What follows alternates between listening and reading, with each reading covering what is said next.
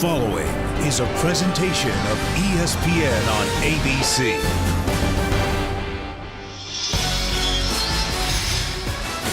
Welcome to ESPN College Football, presented by Arby's.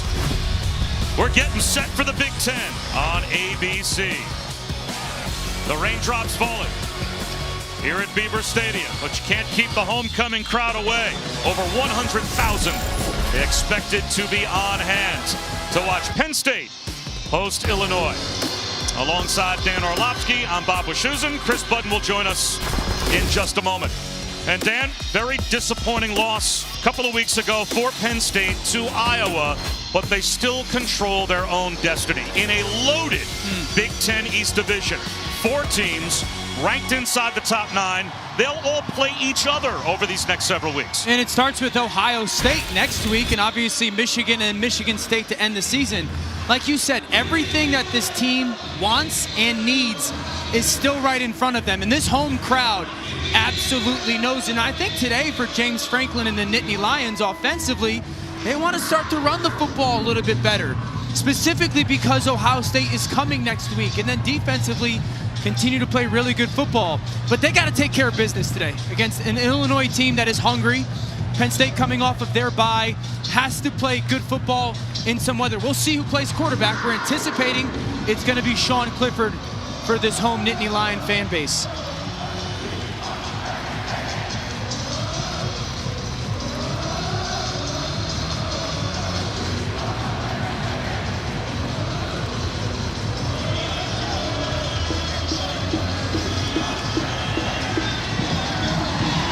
His homecoming crowd is ready. Here come the Nittany Lions.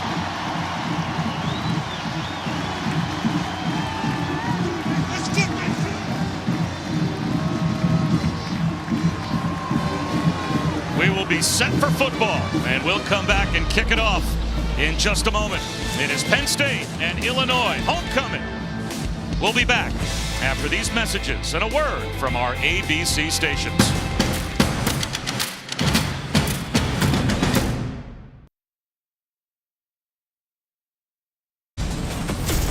Penn State won the toss, deferred to the third quarter, so it will be Illinois starting with the football. Bob Wischusen and Dan Orlovsky upstairs. Chris Budden downstairs. And Chris, the question this week, who would play quarterback for Penn State today? Well, Sean Clifford is going to get the start today after suffering an undisclosed injury against Iowa 2 weeks ago. Before the game, head coach James Franklin told me he felt confident in what Clifford showed them at practice on Tuesday and Wednesday, that he would be good to go. He looked great in practice and pregame warm-ups, didn't look hampered, and also wore no extra protection or braces. And they certainly felt like if he had not left the game last week or 2 weeks ago against Iowa, it would have been a different story. But Penn State had a couple of weeks to sit on that loss, and they will start a terrific defense stand against Art Sitkowski, the Rutgers transfer at quarterback for Illinois. Illinois is high on Art Sitkowski. Big, physical, talented player, a guy that they believe someone they can build around. The better he is pre-snap, the better he'll play post-snap. He's a really confident player. He is going to be challenged by this fantastic Nittany Lion defense today. And Brett Bielema's team lines up to play in a phone booth, try to go power football to start. Here's Chase Brown. He's got a crease, gets to the sideline, and it looks like he has a first down carry to start the game. Jair Brown brought him down, maybe a step shy of a first down.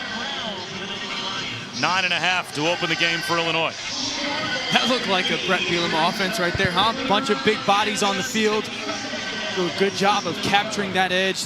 They want to make this a street fight today. They got some rain. They want to make it a nasty football game. Try to run to help this pass game out for Illinois. Sitkowski, second down and short, so he's got a shot to take, looking for Casey Washington, and he's interfered with. A ball that was underthrown, and Tariq Castro-Fields bumped Casey Washington, so that'll be 15 yards. Pass interference, defense, number 5, 15-yard penalty from the previous spot, automatic, first down. Obviously a good opportunity to take a shot, 2nd and 1 after that 9-yard first down carry. It's a double move on Castro-Fields to Washington. The ball is well underthrown by Sitkowski. Maybe the rain plays part of that. It's a great job by Washington of making sure, slowing down, try to go make that catch. Castro Fields gets burnt on that double move. So a couple of snaps at a first down at midfield for an Illinois team that only has one field goal this season in the first quarter offensively. Here's Chase Brown again. They block it up on the edge. He's all the way down to the Penn State 32-yard line, picks up 18 as Arnold Ebiketie finally brought him down. Watch the left side. Down blocks and then pullers come wrapped around. They seal that edge. It's an awesome job by Brown being patient and then getting the ball on the perimeter. 2 runs early on in this quarter against this Penn State defense have gone up the left side of this offensive line. Big gains. Not about as good as you've seen this offensive line look so far this season. Just those 2 plays. No question.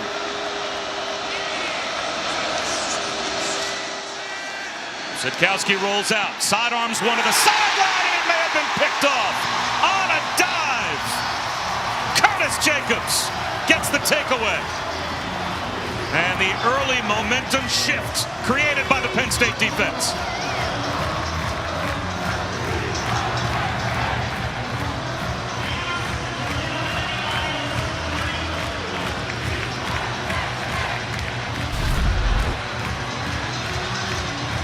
This is awesome. Watch Tarburton on the right side, 46, stays outside, gets in Sitkowski's face. Totally unnecessary throw on first down right there by Artur Sitkowski. It's a beautiful job by Jacobs of undercutting that throw, but that play is made by Tarburton on the edge. First down and tackled in the backfield is Kevon Lee. Great anticipation and burst as Tariq Barnes filling in for the injured Jake Hansen, the stalwart at linebacker. The senior who was lost for the season with knee surgery, and Barnes the leading tackler for Illinois. Starts the game with a tackle for a 3-yard loss.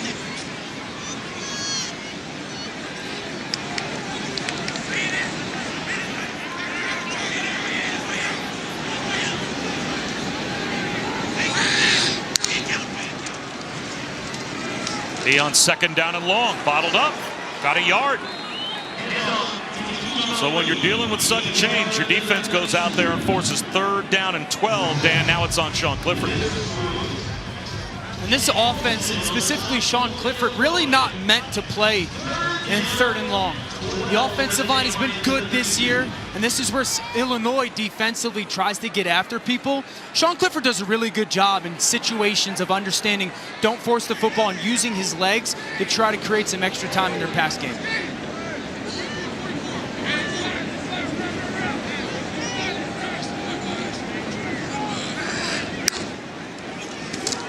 Four-man rush. Clifford flushed out of the pocket. Gets to the sideline and takes a sack. How about that job by the Illinois defense after the quarterback throws a pick to get a 3-and-out and create 2 negative plays as Owen Carney gets the sack. This is a beautiful job by Carney in the middle. They put him in a pass rush situation. He gets in the middle of that offensive line and just continues to chase down Sean Clifford. This is when your coverage matches your rush. They force Clifford to his left on purpose, and then Carney chases him down. What a great job on that sudden change by the Illinois defense.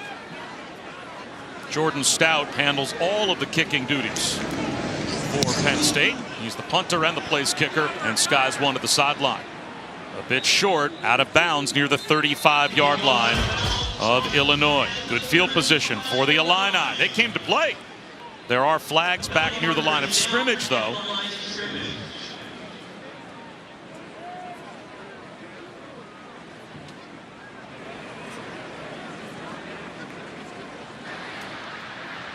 During the kick, holding, receiving team, number 8. 10-yard penalty will be enforced from the end of the kick. First down, Illinois. Timeout. So Illinois will have it at their own 25-yard line when we come back.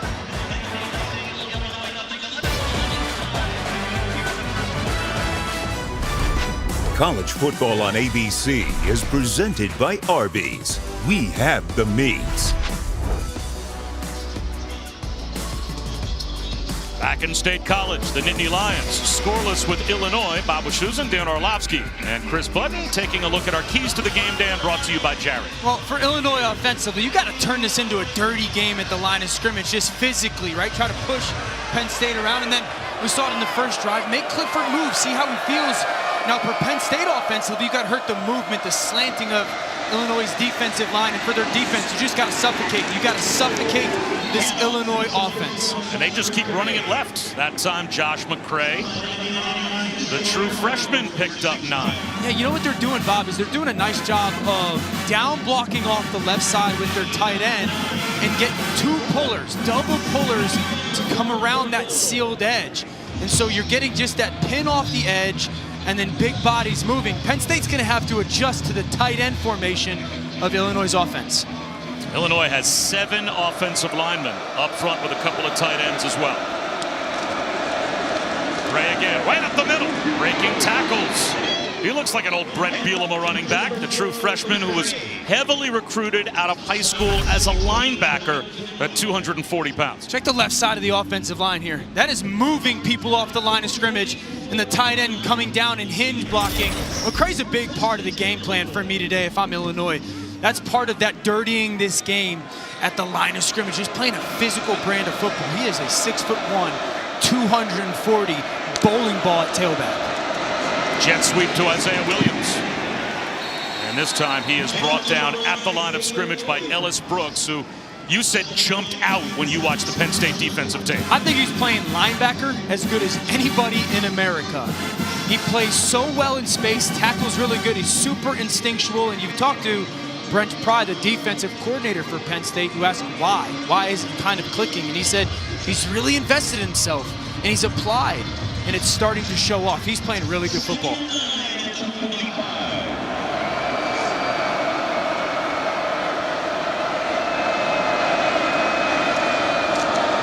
A toss, they fake the reverse, and Chase Brown gets brought down after a gain of a couple by Brandon Smith, who didn't fall for the fake.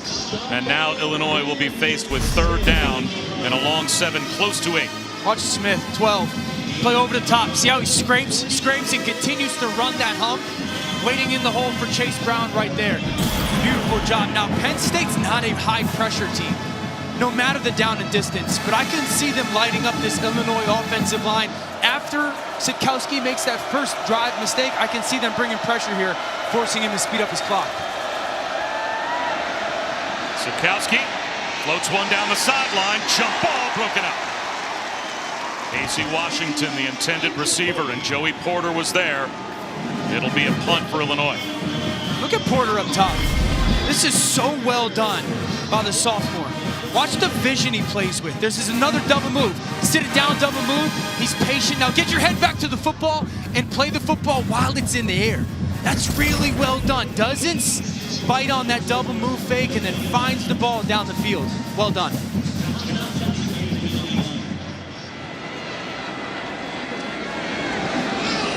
Little delay to allow the coverage to get downfield, and Jahan Dotson forced into a fair catch inside the 15-yard line. So a 42-yard punt from Blake Hayes that pins Penn State deep.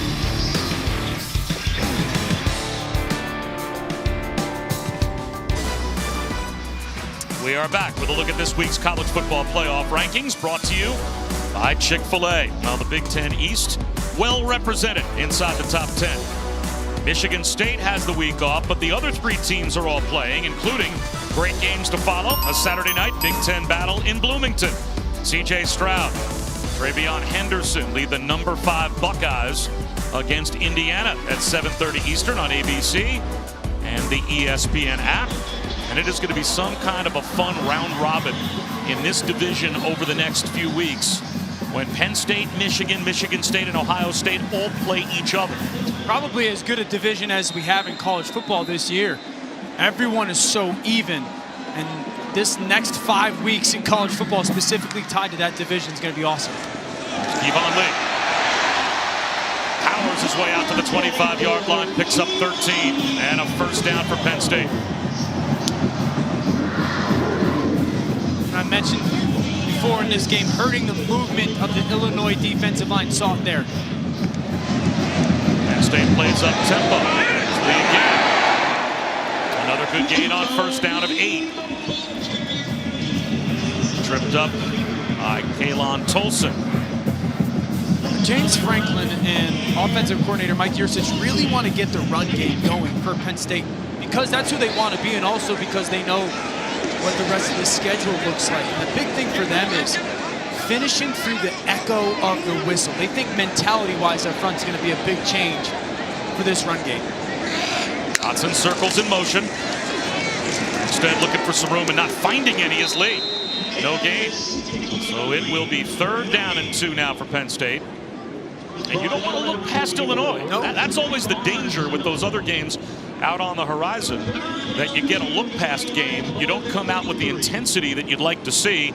And all of a sudden, now you're in the 4th quarter of a team that you should be beating decidedly. Yeah, and Coach Franklin spoke on that yesterday a little bit, saying, you know, they do everything they can to make sure that they are very much focused on the week that they are in and never looking ahead and never really looking behind, just trying to make sure the message is consistent to their players. They clock down to 5. A couple of tight ends on 3rd down and short. Here's a straight ahead handoff, and Lee isn't going to get there. The defensive front for Illinois stands tall. They have forced 4th down and 1, and it will be a Penn State punt. Watch number 88, Keith Randolph, off the right side of the offensive line. That is changing the line of scrimmage right there. See how he pushes the offensive guard back into that run hole? The tackle, Caden Wallens, goes right back into the hole, gets pushed back by Randolph, and that play is done. The easiest way to kill a run play defensively, penetration. Beautiful job by Randolph, the redshirt freshman from Illinois right there. He's only been playing football since he was a junior in high school. He's more of a basketball player, and with E.J. Liddell, who's a hoop star at Ohio State, they were on the same high school team, won a couple of state championships. Navarro, a fair catch back to his own 11-yard line. 55-yard punt for Jordan Stout. Changes field position in a big way.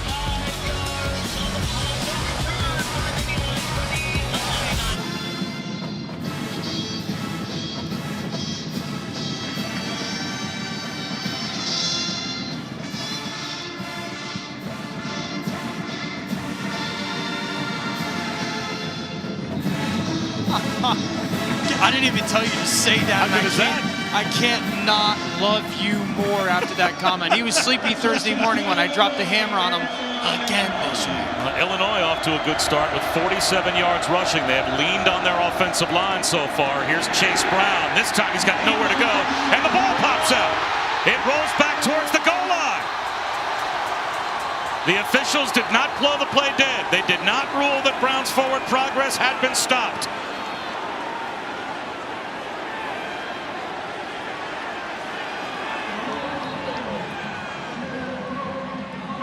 In the end zone. That's a Penn State touchdown.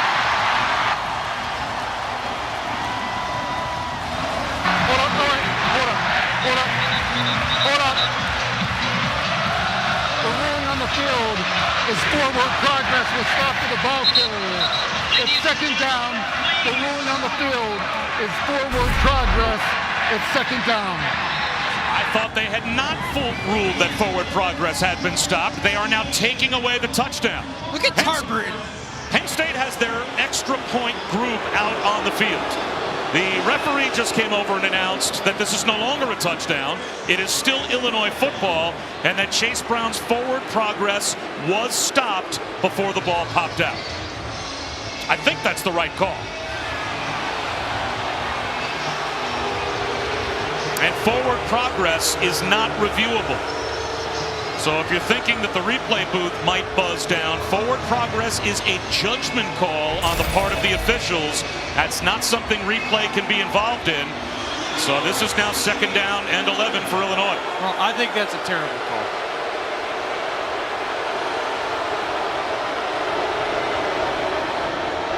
Chase Brown gets another chance. And he's out to the 18-yard line. It'll be 3rd down and 3. Tarburton comes down the line of scrimmage. That's awesome. That is just finishing a football play. I don't understand how you can say forward progress was stopped right there. think that's a missed call by the officials.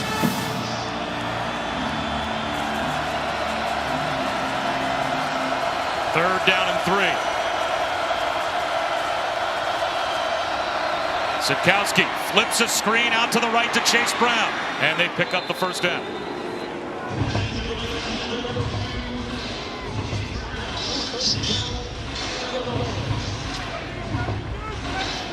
It's a good conversion by Illinois on offense. Handling, being backed up in Penn State's student section. Third and short, little dump off to Brown. Man coverage, good execution. Again, a couple of tight ends, extra offensive linemen in the game. And here's Brown, finds a cutback lane. Still on his feet, spins all the way out to the 40-yard line for a first down. Well, this offensive line is responding. After Brett Bielema this past week created some controversy when he said this. I think our players are going to be a reflection of what our program stands for. You know, I stood at the front of the room last year when I took over and said everybody is invited back because of COVID. They gave me the opportunity to do that. But as this roster continues to transition, I've got to make tough decisions. Players have to make decisions. You know, the roster is going to have to change to get to where we want to be to win the championship. So I recognize that probably midway through the spring last year, through the summer, just certain positions haven't maybe played out the way they envisioned them to. In particular, the offensive line, I don't believe we have a player in the two deep that they've recruited here over the last 3 years that is really significantly doing anything for us in the playing department. And that's a major concern, right? So that's something that we have to do. He was asked about recruiting, his role in it. That was part of his answer. Dan, your reaction to that as a former player? Yeah, as a former player, when I first heard it, I was like, I would never want to go play for Brett Bielema. And then when you get the context of it and you speak to him, you get a greater understanding of exactly the message that he was trying to communicate. Well, the trick play with Isaiah Williams near the sideline misses as Casey Washington floated it over his head. It was there. Williams was open, but Casey Washington didn't get a lot on the throw, and it floated. And it's wide open. Washington, this is the third time we've seen some form of a reverse. Williams is wide open. And you would love to just float that out there for the easy completion. You know, back to the Bielema conversation, because, again, when I initially heard it, I was like, man, that's, as a player, you don't want to go play for that. But then you understand he's talking about recruiting, that they're the top 10 offensive linemen they have, only 2 of them are younger than a senior, and 1 of them starts. So it's more about a numbers thing for this offense. And they'll have to punt now as Jaquan Brisker brought down Brown. And Chris, you spoke with some of the members of that offensive line. Yeah, well, Brett Bielema showed the entire clip to his team on Tuesday, so they understood and didn't just take it out of context. And center Doug Kramer said, quote, Coach B has always been honest with me. His leadership is second to none, and I stand by him no matter what. I see it going on Twitter, going off, but what really matters to me, what matters to this team, is the individuals inside this building feel, and we all have Coach B's back. I thought it was good that he handled it with his football team that way, that he addressed it, he got out in front of it. Most of them didn't know it was going on until they had kind of revealed it to the offense. And he wanted his guys to know that's not what I'm about and that's not what I represent. And I don't know him that well. It's the first time I've ever talked with him, but I'm taking him at his word. I think, again, social media made it sound like something, but once you hear his reasoning of why, what was said, you have a better understanding of what he was expressing. I've called a lot of Brett Bielema games over the years. I was very surprised when I heard that quote. Didn't seem to be reflective of him at all. And look at the numbers. Yeah. I mean, where would you want to go and who would you want to play for if you're an offensive lineman specifically? And so many of those offensive linemen, when he was at Wisconsin, then even at Arkansas, that he put into the NFL, they were not the highly regarded guys. They were not the 4- and 5-star recruits. And he turned many of those players into NFL, not just players, but a lot of them top draft choices. And I would think that if a player got to know Brett Bielema, yes, the Brett Bielema we always knew at Wisconsin, and the one I think we'll eventually know at Illinois, I don't think he's going to have a problem recruiting. Yeah, and that was his clear message of that's not what I represent. And he was really speaking to, usually we have 12 to 15 offensive linemen on scholarship. He said next spring, if they don't bring anybody in, they'll have 9. So again, it was more of a numbers thing for Brett Bielema, but he knows how to recruit and develop offensive linemen. Penn State backed up, and there's the hookup. Clifford to Dotson. The ball pops out, but it's covered up by Parker Washington, although they may say that Dotson was down. Nonetheless, it is a first down. It is a catch and fumble recovered by the offense. First down. So it is ruled a fumble recovery by Parker Washington. That's the first pass attempt from Clifford. See the patience by Dotson off the line of scrimmage? A little bit of change of tempo. You set him on the outside. That's how you run a slant for somewhat press bail coverage. Get that corner to back off. You press him to the perimeter and cross his face.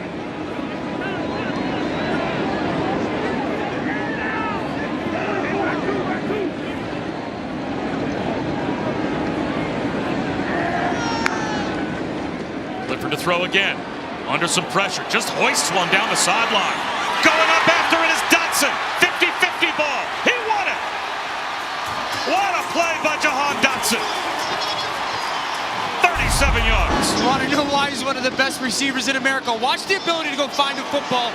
Look at the speed, and now go hunt. Elevate, out-jump 3 defenders. Martin waiting there for Illinois. That is the rare special trait that Dotson has. He has so much confidence in his hands, which are special, that he plays with such legit speed to and through the football. Artavius Martin thought he was going to catch an interception like a punt. He was just waiting for the ball to fall in the breadbasket, and Dotson went up and got it. There's the slant. Loose. Keandre Lambert-Smith to the house. Touchdown.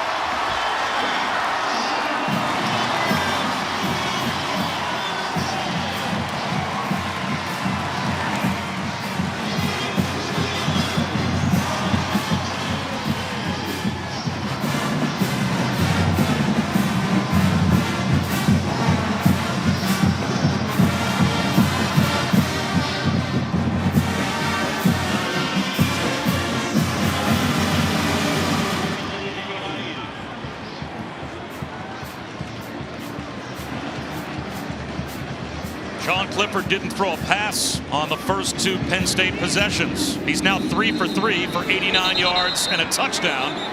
As now we've got flags on the point after attempt. False start. Offense number 75. 5-yard penalty. Try for point. That's Des Holmes called for the false start, so that'll back Jordan Stout up 5 more. I still can't get over that Dotson catch. What an incredible catch by Dotson, and I love Lambert-Smith and the addition that he has brought to this Penn State pass game.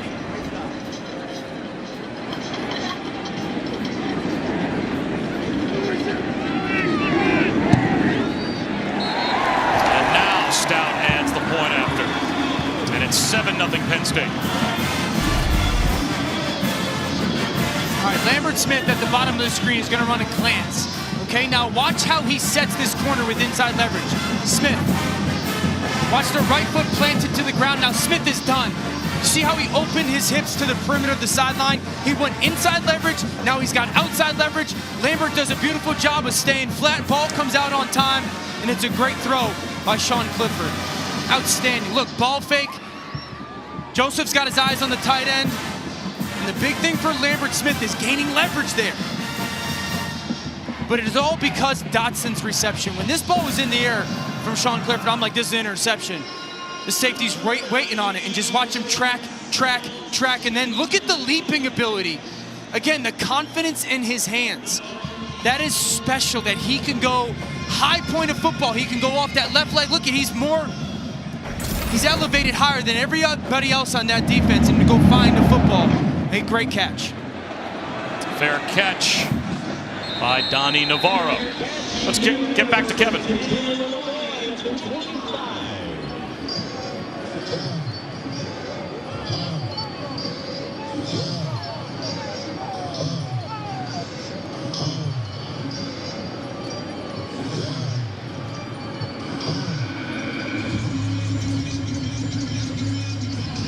So Cincinnati tied early with Navy.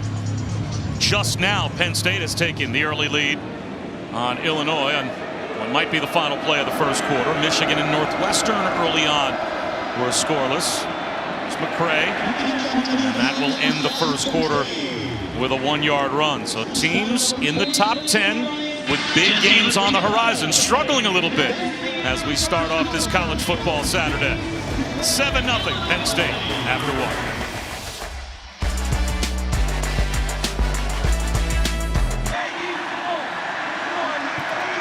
Jahan Dotson's mom, Robin, is able to be here today to watch her son, Robin, battling multiple myeloma, a form of cancer. She was originally diagnosed in 2019. She had a stem cell transplant and was in remission, but the cancer returned recently. And she says she's in good spirits and feeling well and able to be here to watch her son come up with those big plays. Our thoughts and prayers go out to Robin, currently battling this latest bout, Bob. Yes, every good thought and prayer for Jahan Dotson's mom. Here's Chase Brown, gets to the sideline. It looks like he's got a first down. And by the way, Dan, how about an opportunity for us to send every good thought and prayer out there to one of my best buddies, Dick Vitale, who for the second time in the last year is now battling cancer. He has a growth. Great news this past week for our guy, Dickie V, as it was determined surgery was not necessary. There was no bile duct intrusion, didn't spread around his body. But Dickie V's beginning, and yesterday began a 6-month course of chemotherapy. 82 years old. He's going to still work some college basketball games in and around the chemo as he goes through it. What a stud. And he does so much for children who have to battle cancer as well, right? So thoughts and prayers to Dickie V as well as Dotson's mother. 3rd down and a half yard. And there is the first down for Chase Brown as he just squeezed it out to the 37-yard line. Picked up 2.5. Brandon Smith made the stop. I think two things for Illinois right now is you get out of that first quarter and now into the second quarter, your run game is working. So you go right at Penn State. You make Penn State stop this run between your A and B gaps. And then 2, the left side of your offensive line is really controlling this line of scrimmage. This is not moments to get cute. Continue to run right at the Nittany Lion defense. Josh McCray this time. 2 more. Curtis Jacobs made the tackle. You know, Penn State lost. They're probably their best player, P.J. Mustafa. So the interior of this defensive line has been tested. They've lost 3 starters this season from the interior of their defensive line. Guys have to step up. Tangelo's been great. Ellie's has been great. Izzard's got to have to get some more snaps, but you got to really challenge the depth of this defense right now. And Mustafa, as you can see, out for the season. Play action. Under pressure, and the ball pops out as Sitkowski is hit. It's loose, and it looks like the Nittany Lions have it. Brandon Smith, pass rush, and the knockout. And now late flags are thrown as they try to untangle the pile. And now they're going to say that the ball was recovered by Illinois. Devon Ellis came away with the football, but an official signaled Illinois' direction in terms of possession and the flags being thrown.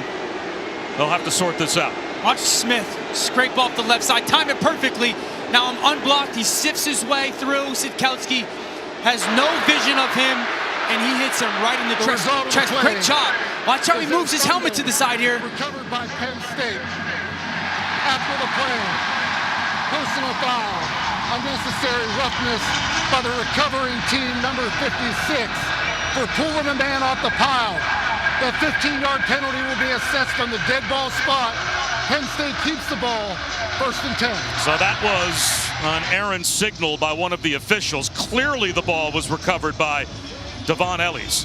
So it is Penn State football, but they'll back up 15 because Amin Vanover was called for the unsportsmanlike conduct foul of pulling a player off the pile. And I'm telling you, as a quarterback, those hits are the worst. The off-the-ball linebacker that hits you with a running start with his right in your chest are the ones that hurt the most. Because they're coming with such speed and they have such leverage on you. See how Sitkowski got kind of hit right in his chest? Those are the ones that you get your breath taken away. It's a beautiful pressure by Smith. Second turnover by the Illini. And great field position even after the penalty for Penn State. the Illinois 40-yard line. 8 on the play clock as Clifford changes the formation. Down to 3 to get the snap off. He does. Here's Noah Cain. 2.5 yards on first down. And we talked about this Penn State run game, and we spoke with Coach Franklin and their offensive coordinator, Mikey Yursich. Okay, how can it get better? And they kind of put it upon themselves a little bit. Coach Yursich said, I got to get us into better run situations. You know, better advantages, whether it's leverage or angles for us, more complementary stuff, plays that look similar to our pass game. I think that's why we're seeing some stuff of looking to the sideline, trying to get into some better or best type of run opportunities. Pump fake by Clifford. Long throw to the sideline, and reaching up to haul it in is Brenton Strange, the tight end. He's out of bounds in the red zone. Picked up 19. Yeah, you're going to bring motion by Washington. Now watch 31. Witherspoon, eyes in the background. Bottom of the screen, backfield. They go a little fake with that bubble. The hesitation by the tight end, Strange. It creates that void in the defense. Quick carry to Cain for 2 yards. And how much of the play calling you've already seen today, with Clifford not throwing the ball on the first 2 possessions, as you said, is the priority of getting that run game going, not just with the game today, but next week Ohio State, 3 weeks from now Michigan, close out the season against Michigan State. They can't beat Ohio State unless the run game gets going a little bit. That's just the truth. And I think they're trying to figure out what backs do it the best, what sides, what runs are going to work the best to get complementary parts of their offense. Clifford's going to float one towards the end zone, and that one's broken up. He took a shot for Dotson. And Artavius Martin, that time, was there to break it up. This is what I would love to see from Sean Clifford. You got all this space that you can throw this ball for Dotson to the sideline. The condensed split for a reason. Just throw it to the sideline and allow him to go just that football. You don't have to make a perfect throw. Dotson's one. He does a great job of fighting back for that football. You can make a claim that that should be PI. The crowd certainly wanted pass interference, but maybe that peek by Martin back towards the football was what kept the flag in the pocket of the official, as now Penn State will call timeout. Keandre Lambert-Smith limped off the field, and James Franklin called a timeout from the sideline.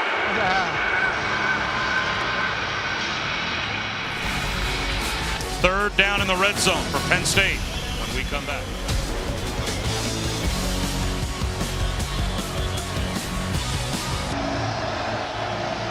Taco Bell welcomes you to the Live Más Student Section of the Year contest. Use hashtag StudentSectionSauce and get the committee's attention. Go to ESPN.com/Taco Bell to see how your school can compete. Bob Wischusen, Dan Orlovsky, Chris Budden here in Happy Valley. After the Penn State timeout, third down in the red zone for Sean Clifford. Noah Cain to his left. Illinois shows blitz. Clifford get them to tip their hand. Play clock at 7. Comes the blitz. Clifford hit as he throws. Open in the end zone, but he floated it up over the head of Parker Washington, who had a step on Martin. Everything is so well done by Sean Clifford here. And he's going to have a little bit of a rub route. Watch Washington. Push vertical, set, picked by Dotson. It's a walk-in touchdown versus man. And he just misses it. Everything at the line of scrimmage was awesome. He knew the pressure was coming. He communicated it. All he had to do was allow Washington to run underneath that football. Beautiful job by Jahan Dotson, and he just missed it for Sean Clifford. 35 yards out. Jordan Stout looks to add to the Penn State lead. Snap high. Was placed down, and he's got it.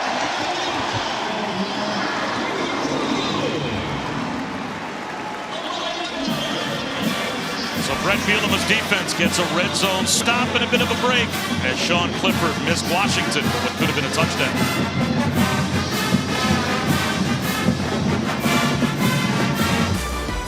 Full day of college football to follow, including a Saturday night battle in the Big Ten in Bloomington.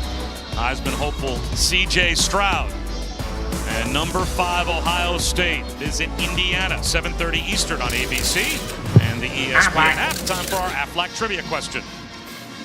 Who is the highest AP-ranked opponent Penn State has beaten in 8 seasons under James Franklin. The context being they've got 3 also with them in the top 10 coming up in the next 6 weeks before we get to the end of the season. I know that answer.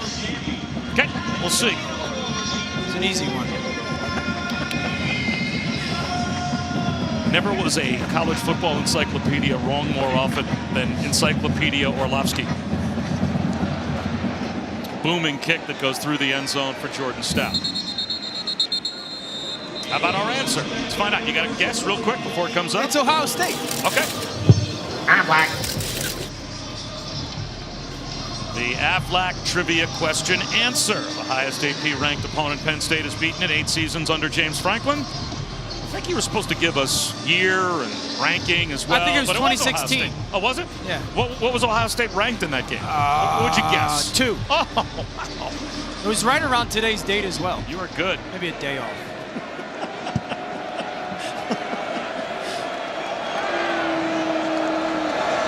Back to the ground attack. And barely back to the line of scrimmage goes Josh McCray.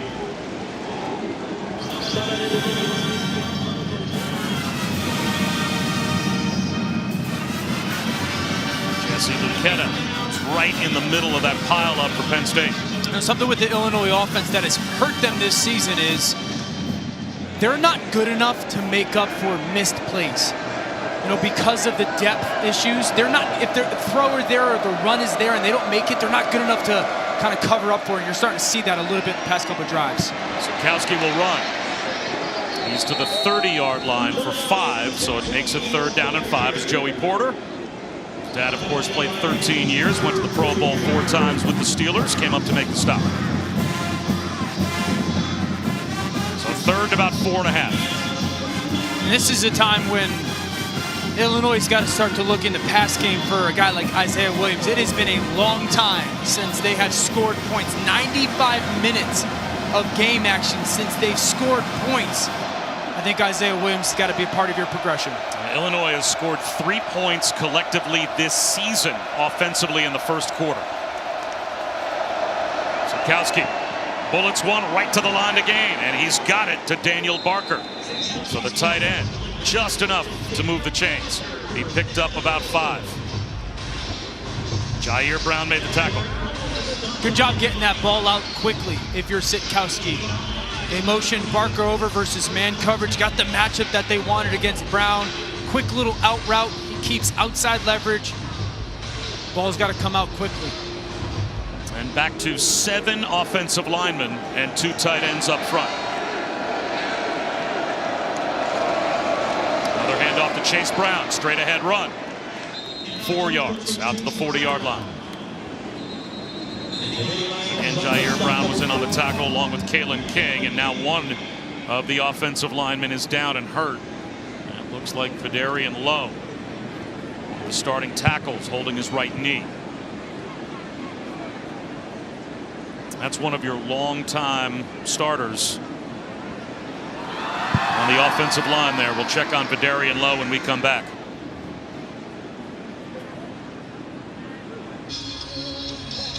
Vidarian Lowe over on the sideline. He was able to walk off a moment ago, as you can see. Welcome back to ESPN College Football, presented by Arby's. Bob Wischusen here with Dan Orlovsky, Chris Budden with us as well. This week you talked about Penn State. Jahan Dotson, as good a wide receiver as you've seen. He has made big plays. And their defense's 2 takeaways, pretty impressed with that group as well. Yeah, your strength is playing like it. You know, Dotson obviously makes a huge explosive play down the field. That was a jump ball. And their defense has got 2 takeaways, could have been 3, and has really settled in into the second quarter, somewhat slowing down the Illinois run game that for the first quarter had some success.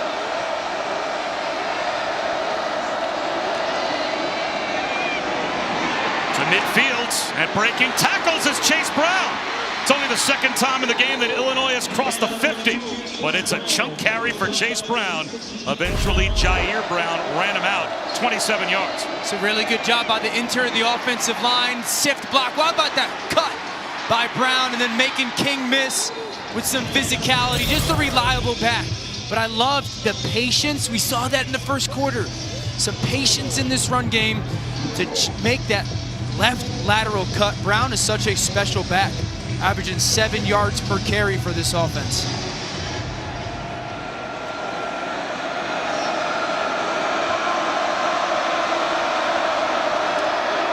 Gray brought down at the line of scrimmage. Still even with that short game by McCray, Dan. That's 114 yards rushing here in the first half for Illinois behind an offensive line that you showed us some examples on tape this year where their offensive line play at times has been less than stellar. I think today the difference is they've stayed connected. Shoulder pad to shoulder pad, not allowing some of the seams. We've seen some seams open up on tape. And the second thing is the explosive run plays have been there. They're forcing the secondary, really, of Penn State to make some tackles. Another straight ahead run. Stopped at about the 25-yard line was Brown. Joey Porter made the stop, but it's a gain of 7 more. Watch Badovanak, the left guard, 72 pull. Look at the kick out. Good job by Brown of following that pulling guard and that power scheme. There's such a big hole for Brown. There's been some, on tape it was these seams that allowed defenders to run through, and we're not seeing that today. Do they stick with the run here? Do they try to get the ball to the tight end in the passing game? I think you run the football here thinking maybe 4-down territory. Chase Brown already over 100 yards. Instead, they'll just push the pile with the quarterback on 3rd down and 2, and Art Sitkowski looks like he has enough. And this is when, as a play caller, if you're Tony Peterson, the offensive coordinator for Illinois, discipline. Because you kind of fall into the, well, we've ran it well, maybe we can hit him with a play-action pass. No, make this defense slow your run game down, stop your run game. You've done such a nice job of forcing the corners. A guy like Porter and Castro Fields to have to tackle some of your backs, continue to lean on that. And they're continuing to do this as well with Vidarian Lowe on the sideline injured. Julian Pearl, 54, is in at one of the tackle spots. There's the play action fake. Sitkowski swings one wide, and now it's 2nd down and 10 as Luke Ford can't haul that pass in. Let's check in with Kevin Nagandi.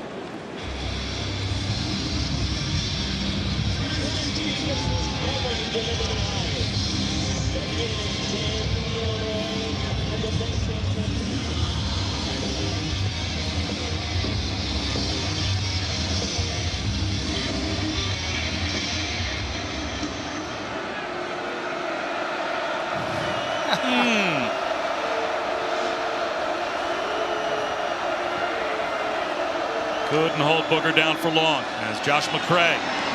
Check that, Chase Brown found a cutback lane and gets down to the 11-yard line. So another big 3rd down coming here for an Illinois team that's now going to go over 100 minutes since they last scored a point. But they're 4 for 6 on 3rd down here in the first half. And they've gotten, if it's 3rd down in somewhat 3 to 4 manageable range, they've been able to run the football or go to their short passing game. And I think that is going to be the focus for them offensively. They love the short passing game to their tight ends in these 3rd and short, 3rd and manageable situations. Here's McCray. Cut down, but picked up a 1st down inside the 12-yard line. Boy, if Jair Brown doesn't make that tackle, Josh McCray's in the end zone. And that's the story right now in the first half run game-wise. They are getting the ball to the 3rd level of Penn State's defense. We've seen Castro Fields make some tackles. Porter, Kalen King, Jair Brown, Brisker. These secondary players are forced to come up and make tackles. Lean into that, Illinois. Do not get cute here. Marchese now in as the fullback. McCray is the tailback in the eye. Uses the stiff arm. Another one out of bounds inside the 10. But who makes that tackle? Castro Fields pushed him out. Exactly. That's the corner. That's the corner making the tackle. So right now at the line of scrimmage, you have to be honest that Illinois is winning the line of scrimmage. And they're also winning time of possession as well as they're doubling up Penn State in terms of holding on to the football. It's going to help their defense. Absolutely. And these are moments when your backs got to understand that maybe the hole's not going to be huge and the seam won't be great, but you got to find some vision, run behind your pads and fall forward. Toss sweep to Brown. That's down to about the 6, maybe the 5-yard line. So another third down coming here. Third down and about 1.5 yards at the 4. Josiah Izzard made the stop. It'll be the 14th play of this drive coming. And a drive that's approaching 7 minutes now for Illinois. Now, I think if you're Penn State and defensive coordinator Brent Pry, this is when you try to get some of those defensive line stems or movement. Try to find a gap, create some penetration. Illinois' got to be ready for that. I love just running right to the heart of this defense. Quarterback sneak. Sitkowski pushes the pile. Down to about the 2-yard line, very close to the line to gain. It looks like he's got it.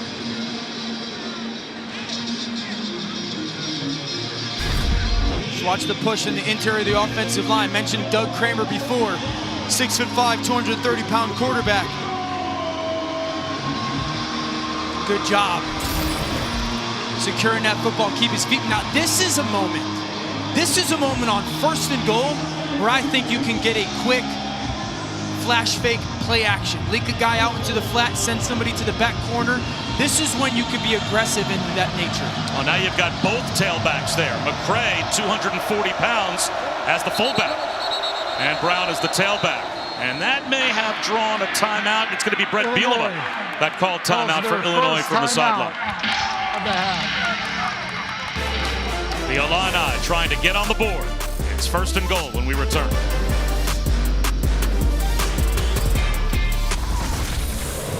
This season, along with their contributions to universities' general scholarship funds for every field goal and extra point made, Allstate will also be donating to the American Red Cross to help with disaster relief efforts. Thank you to Allstate.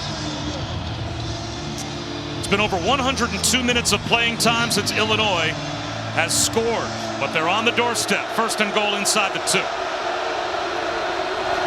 Chase Brown spins at the goal line. Is he in? No signal yet. And it's a touchdown for the Illini.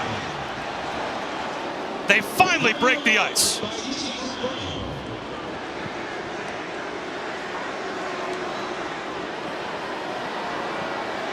And how about the first half for Chase Brown? This is all Chase Brown now. He gets hit at the 2.5-yard line and just strength spins off the tackle. Watch, he's going to get hit at about the 3-yard line.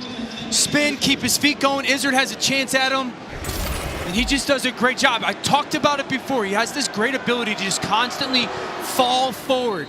That's the perfect example of it. I love the fact that they come out of that timeout and continue to run the football with those big fellas up front. What a beautiful drive by Illinois. The discipline of the play calling stood out. 15 plays, 13 runs, yeah. And Brown is able to get it in the end zone. Let's go back to Kevin Negandhi.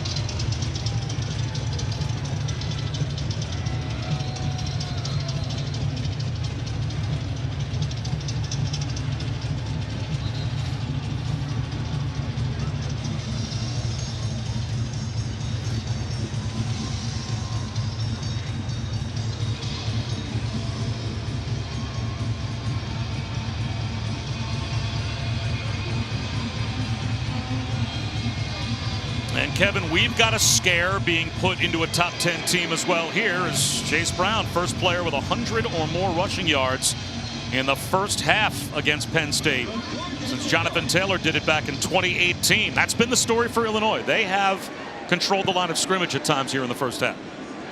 Their offensive line has played spectacular football, and Chase Brown has answered the bell. These big fellas have pushed the line of scrimmage. It was early on, really running off the left side of that offensive line. He's had great vision. They've captured some edges, and he has not hesitated. Then they've had pullers, and he's allowed those guys to get out front. And again, he's been patient behind blocks, and then he's had beautiful cuts.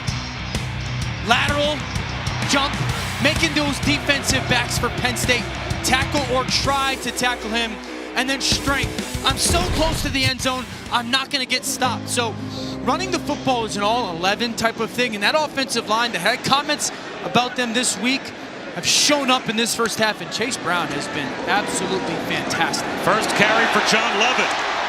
The Baylor transfer with an extra gear. And extra yards out to the 43-yard line. He's got 18 on his first attempt. It's a really good job by the center. Miranda and just love it, having vision, physical.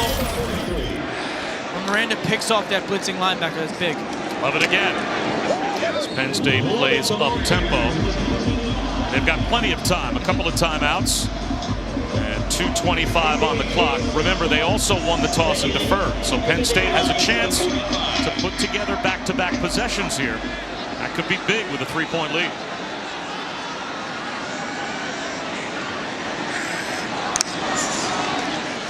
Play action. Clifford, low. And a flag out. Flags thrown on both sides of the field as Dotson was the intended receiver. Tony Adams was covering Jahan Dotson. I think it might be offensive lineman downfield.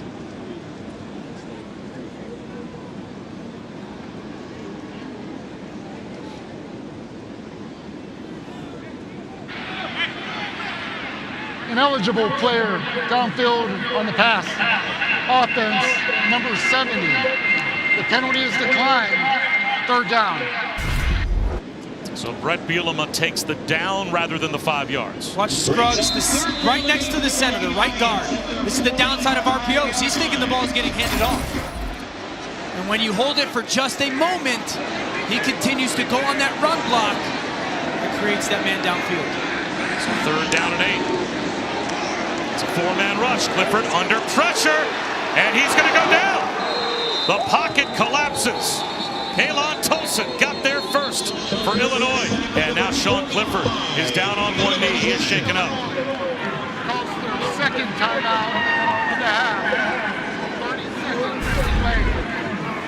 So Illinois calls a timeout. Sean Clifford a little wobbly coming off the field. That's Tolson one-on-one versus the right tackle, Caden Wallace. Just speed rushes around him. There's a little bit of stunt by the Illinois defensive line, but that is one-on-one, a beautiful pass rush. Clifford nowhere to go with the ball. Great job of holding on to it. We'll be back in 10 seconds. Now a look from Ram Trucks. Ram Trucks, built to serve.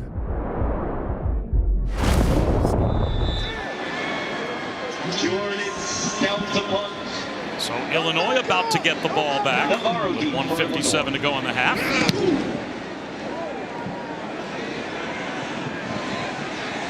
And this punt will spin down to about the 6-yard line.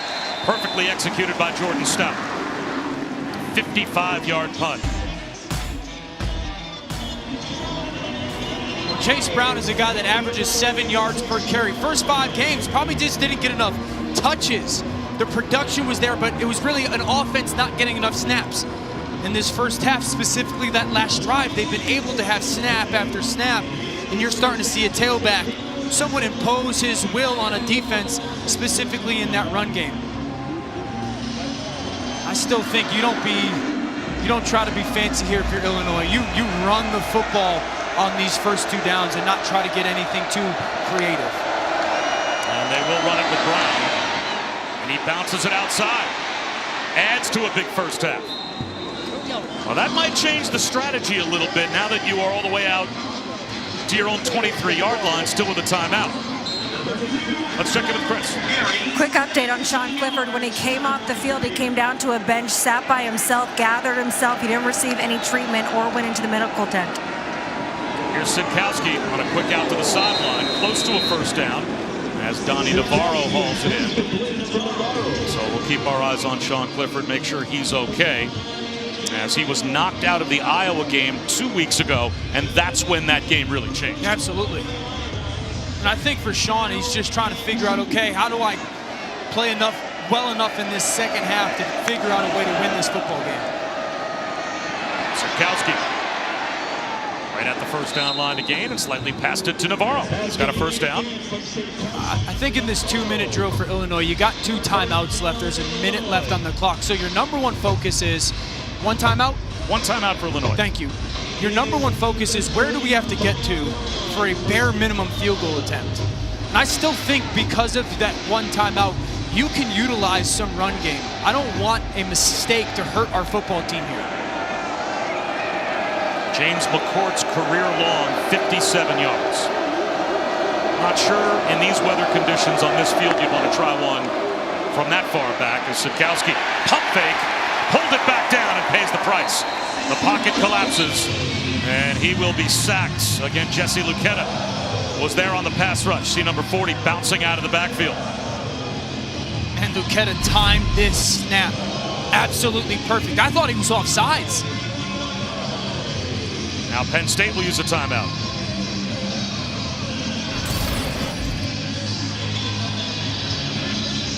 It's a great jump by Luketa. Now Penn State only has one timeout left. Sure. So if you're smart here and you're Run it. Illinois, you run a couple of plays. All that has to do is eat up 2 plays run, 12 seconds with a 40-second play clock. And even if Penn State calls another timeout, you can get the game to halftime without even having to punt. And that's why the timeout by Penn State is smart, because they're thinking, okay, Illinois, if you are going to choose to throw the football and then there's the incompletion, well, then we have the chance to, again, stop the clock, force you to punt to a minimum and give our guys a chance to get the football back. So I completely agree. The next 2 snaps for Illinois should be runs.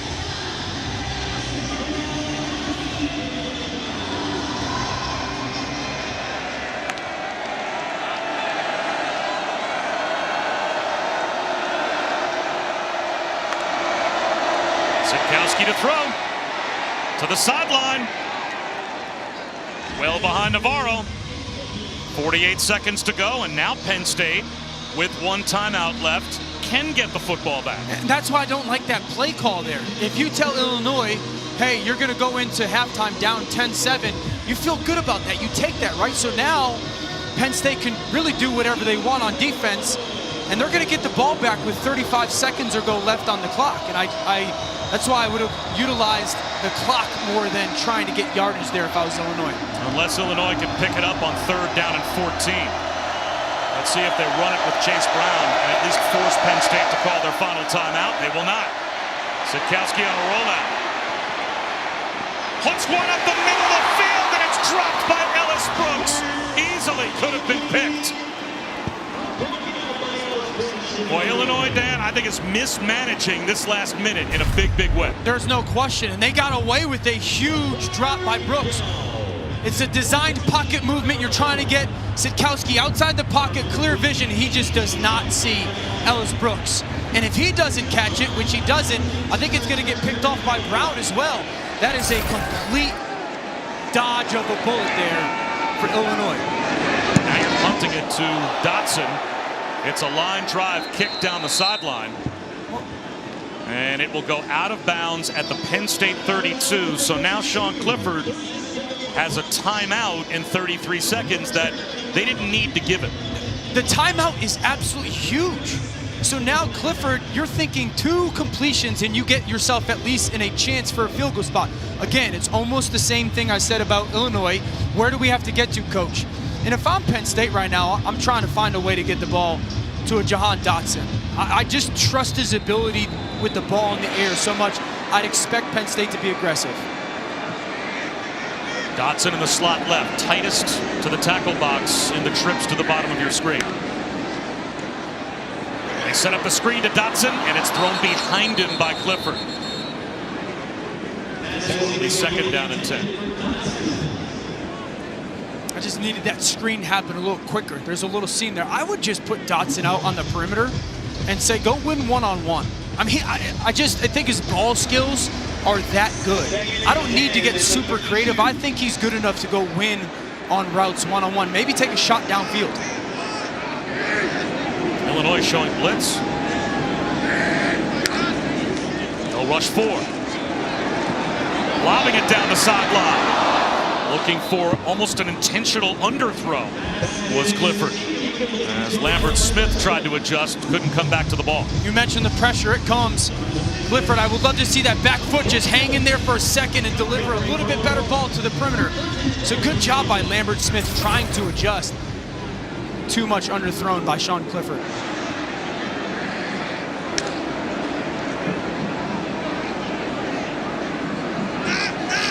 Looks like you're going to get man-to-man coverage again.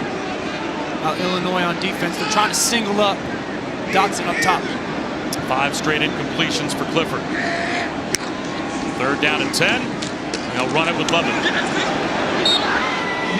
Now the crowd not happy with the conservative call, but Penn State will start the 3rd quarter with the football. And they are going to be happy, I guess, to take this to the locker room, although one last timeout will be called by Illinois. Calls their 3rd and final timeout of the half. 30 seconds and left. Yeah, so I hated both those play calling situations by both teams. I thought Illinois was way too aggressive and Penn State wasn't aggressive enough. And if you're Illinois, call that timeout, absolutely, because you might have a punt block dialed up for this week against what Penn State does that you absolutely should go try it right now. It's not rained as well. I mean, who knows? You could get a slippery football, an errant snap. 100%. Anything could happen, especially in college football on special teams. I'm just so shocked that you have a 3-year starter at quarterback and one of the best receivers in college football. And on 3rd and 10, you can't give those guys a chance right there. I'm not handing the ball off there. I'm giving those guys a chance to go win versus man coverage.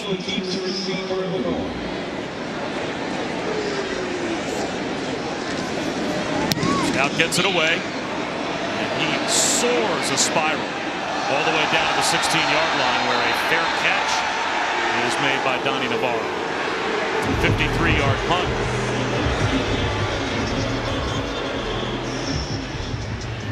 So with only 5 seconds to go in the half, a reminder, Top Rank Boxing tonight from Atlanta.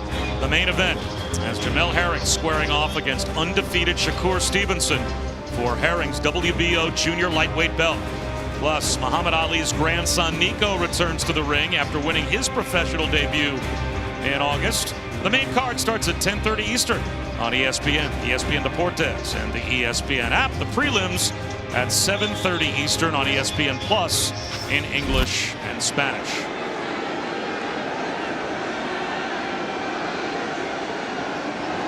Hand off to McCray. Will be the final play of the first half, and Illinois right in the game with Penn State. A field goal difference as we get to halftime here in Happy Valley. 10-7, Penn State has the lead. Coming up after the break, Kevin Nagandi and Booger McFarland. They'll have all the highlights and scores. Stand by for the Capital One halftime report. ESPN College Football presented by Arby's. You're watching the Big Ten on ABC. Just about set for the start of the 3rd quarter. Penn State, for the most part this week, was a 3-touchdown favorite. They only have a 3-point lead as we begin the second half. Bob Wischusen here with Dan Orlovsky. Chris Button is with us as well. You wondered how the Illinois offense, especially with the comments that Brett Bielema made regarding their offensive line, would come out and react. 134 yards rushing in the first half for Chase Brown alone. Yeah, not bad, right? And the reason that they're only down 3 and have a chance to win this football game is because of the run game. Chase Brown has been fantastic. It started early on.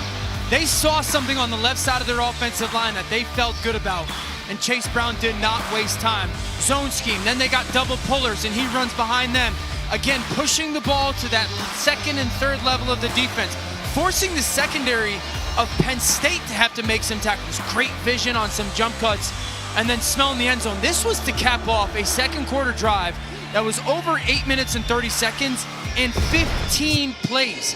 If Illinois is going to have the chance to pull off a pretty big upset, it is going to be because of the run game and Chase Brown. 134 yards rushing for Chase Brown, 165 yards rushing in the first half for Illinois as a team. It's been a while, as you can see, since a top-ranked opponent saw that type of a performance by an Illini running back. Let's see how Penn State responds. They will start with the football at their own 25-yard line here in the 3rd quarter. Chris Button. Talk with both coaches, and run game was the theme throughout. For James Franklin, said defensively they have to stop the run. They said Illinois came out with those heavy set 2 extra lineman packages that they were not prepared for. They said on offense they also have to commit to the run. That was the game plan going in. You saw at the beginning of the game they need to get back to executing some run game. For Brett Bielema, he said, I told my guys, you need to play 4 quarters strong on the road. You've done 2 of it, you got to do 2 more. Also need to continue running the football, and they cannot give one away with interceptions or fumbles. And 2 turnovers in the first half is probably the biggest reason why they are behind. As Clifford to the air, and that's batted down at the line. Seth Coleman was able to knock one down. It'll be 2nd down and 10. Or that was Tolson, rather. It's a good job by Tolson. Right side of your screen. Another RPO.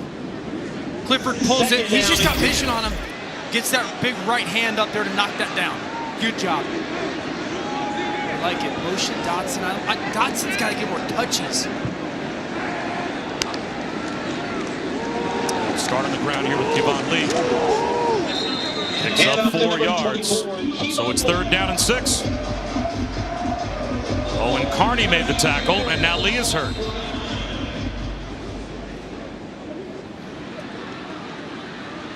I don't want to go out. We're 17 seconds in. He's up. He's up. All right, I guess we're staying. All right.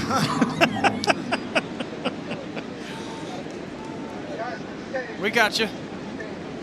Well, John Lovett was injured in the Iowa game. He has been able to come back today. But there have been some injuries through this group of running backs for Penn State this year as well. And James Franklin wasn't entering this week of practice 100% sure how healthy his stable of running backs would be. And I think Kevon Lee was the guy that they kind of wanted to get going a little bit in their run game. This 3rd down, they've seen a lot of man from Illinois. You motion the back out. He's matched by safety. So now you're anticipating man coverage. Again, find your best player.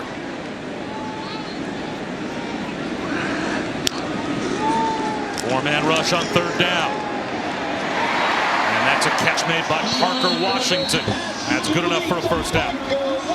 He was able to beat Jartavius Martin to the sideline. This is why you motion the back. Washington's in the slot. He's got man coverage. Watch the patience. Dotson comes down, just gets in the way as his defender, forces Martin to run over the top. Kick it to the flat there for an easy conversion. But that's why that information before the snap matters. And Martin's hurt. You know, Bob, I'll be honest with you. I know that we've harped on the run game for Penn State. If Illinois is going to consistently line up, which they have defensively for most of this game, and play man coverage and try to challenge you, you got to hurt them. You got to put the ball into 14's hands. Sean Clifford, you played enough snaps. We got a really good receiver. We can't let them consistently play man against us like this. As Washington in motion, he had the 1st down catch.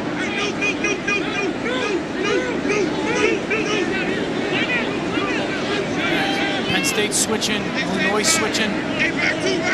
One-on-one at the bottom of the screen.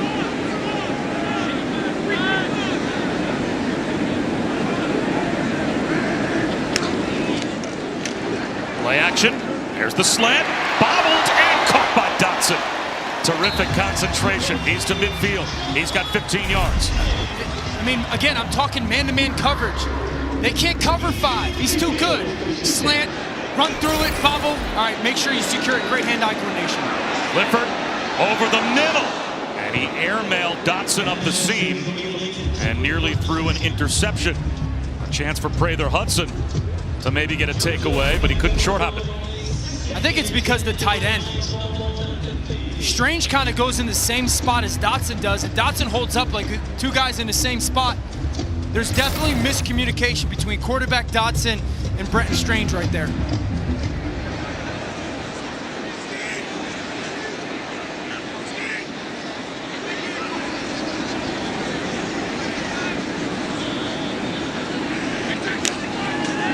Blitz coming up the middle. It was picked up beautifully by Noah Kane with a flag down, a couple of flags.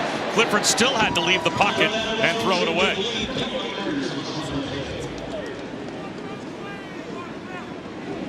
I think you're going to get Kane on a hold on that blitzing linebacker.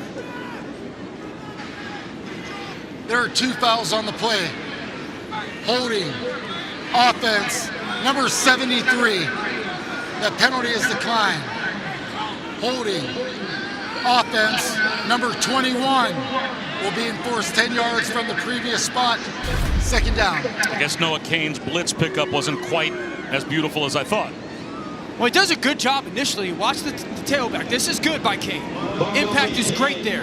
Now just run your feet, run your feet, run your feet. You see how he lunges after impact on Barnes? That's where that hold comes in. If he just put his helmet in the chest and ran his feet, he'd be fine. Now you're going to get zone coverage. You got zone coverage from Illinois on defense. motioned your back out. He's getting covered by its corner at the bottom of the screen. This should be a zone beating concept. All day to throw, and Clifford extends the play and throws it over the head of Noah Cain. And that's on Sean Clifford. I mentioned it before the snap. You motion your back out there, the corners, that is a zone defense. Just get a completion. It's 2nd and 10. When you play quarterback against zone defense, someone's always open. It's your job to find him and find him quickly. Sean Clifford has played too many snaps to hold on to that ball. Throw it out to Cain, you're going to be in 3rd and 4 at worst. So you can see Dotson widest to the bottom of your screen, to the near side left, 3rd down and 20. So that motion get followed, you're going to get man coverage and pressure. Clifford looking for Dotson. There's the deep square in, but threw it behind him. Now, Sean Clifford is not himself. We have seen him play at times this season much more sharply than he has played today. Dotson's just got a deep in. This is what I want to see out of this ball. Get thrown underneath those dropping defenders. You don't have to think. Watch these underneath defenders. Watch 30. Throw it over his head, just with some touch to a spot. Not every ball versus a defense has to be thrown through a window. Sometimes you can throw it over defenders. Wobbly kick from Stout. And it takes a Penn State bounce.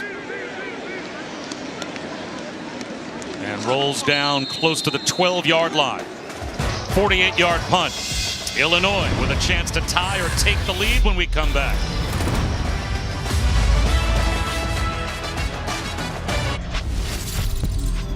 Let's take a look at this story as we honor those who serve. Brought to you by Navy Federal Credit Union.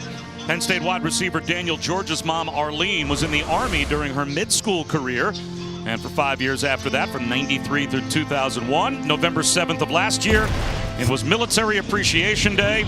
She was able to be here, friends and family to watch the Nittany Lions, and Daniel was given the honor of running out the American flag, which he delivered to mom in the stands. Very cool. Great job by Daniel George. Down by 3. Illinois takes over at their own 12-yard line. Josh McCray gets to the edge, out of bounds the 17-yard line. And Chris Budden, we've been talking a lot about Sean Clifford. What does he look like on the sideline? Well, it's interesting when you watch him because Penn State does not release really any injury information, and whatever injury he sustained against Iowa State was undisclosed, but you can tell like he just doesn't feel great. Now, he hasn't received any treatment, but you see him bending over, you see him when he goes to get the ball, he'll sprint out to the end zone, but they are also very cautious to not let anyone see what exactly is bothering him or what is straining him today. 2nd down and 5. There goes McCray into the secondary. 1st down and more, all the way out close to the 40-yard line by the time he's brought down. 22 more yards for Illinois on the ground. Watch the left guard, Badovanak. 72, climb up to the linebacker. The center, Kramer, reaches that backside backer. This is beautiful. This is playing on the same level. Look at the shoulder pads. Look at the vision by Kramer. Backside, that's so well done. And McCrary, no hesitation. I have said it all first half. The secondary for Penn State is making way too many tackles in the run game right now. Ray again. This time he's brought down near the line of scrimmage. Well, there's one of those secondary players, but that was Jaquan Brisker coming down to play as a box safety near the line of scrimmage. He was ready for Josh McCray that time. And Brisker's a freak athlete. He's got elite speed. He is always near the football. He's probably the heart and soul of this defense now that P.J. Mustipher is out. Very football savvy player. You saw it there. Just touching quickly on that Clifford conversation. I watched him after that 2nd down holding by Noah Cain bend over and start to twist with his lower back. Watching him play, he does not look comfortable. It looks like he's in a hurry. Jet sweep. Isaiah Williams, a little delay. Turns the corner. And the old quarterback gets out to the 45-yard line. Isaiah Williams was one of the highest-rated quarterback recruits, the highest-rated quarterback recruit at Illinois since Juice Williams back about 15 years ago. And now Curtis Jacobs is down for Penn State.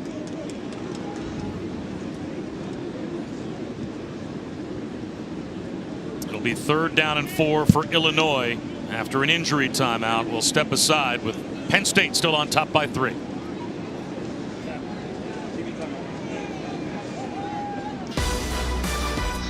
Even more great games to follow, including a Saturday night Big Ten battle in Bloomington. Heisman hopeful C.J. Stroud, Travion Henderson as well, leading number 5. Ohio State against Indiana. That's tonight at 7:30 Eastern on ABC. And the ESPN app coming up over on ESPN at 3:30 as well. Can Clemson finally have a day where their offense gets on track? They have had a rough year. Playing against Pitt. Pitt's offense is rolling. Kenny Pickett has the chance to emerge as a Heisman candidate. After the injury timeout, 3rd down and 4. The Illini are 6 for 9 on 3rd down.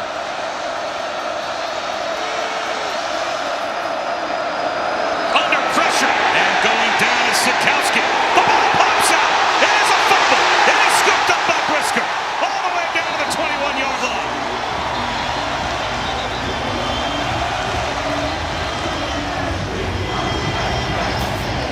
Nick Tarburton got there first. And Jaquan Brisker gets the fumble recovery. 3rd giveaway for Illinois, and Penn State in business. Lights out play by Tarburton. Discipline. You got contained. If the quarterback comes out to you, keep high on his shoulder. Outstanding by the junior. And then it was Derek Tangelo that came in and finished off Art Sitkowski to knock the ball out. Bob, you see how he stays on the upfield shoulder? That's what defenders are always taught. You got contained. You stay on the upfield shoulder. Now, my brain goes back to the first.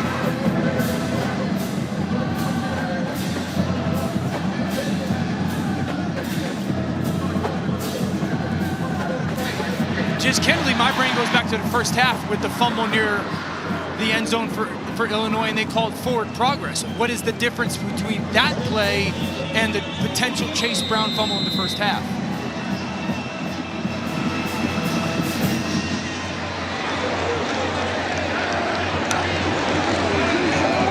Noah Kane to the 19-yard line for 3. Roderick Perry made the stop for the Illini. I want to go back to that because this is really good teaching. Okay, Tarburton, you have to stay to Sitkowski's right shoulder. See how he goes upfield shoulder. That forces Sitkowski to fall back underneath, and then the cavalry comes. If he gets beat on the perimeter, he goes in the goes for the bottom shoulder, his left shoulder. He could potentially get outside of it. That was such good discipline by Tarburton.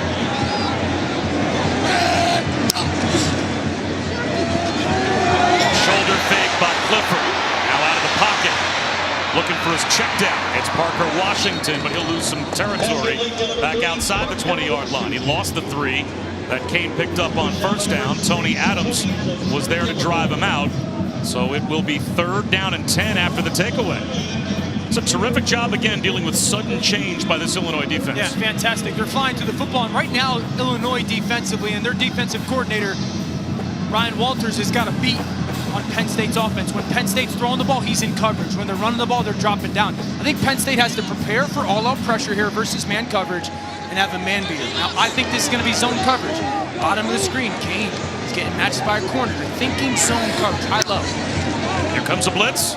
It's picked up. Clifford steps up, flags everywhere. And he'll dirt it at the feet of Dotson.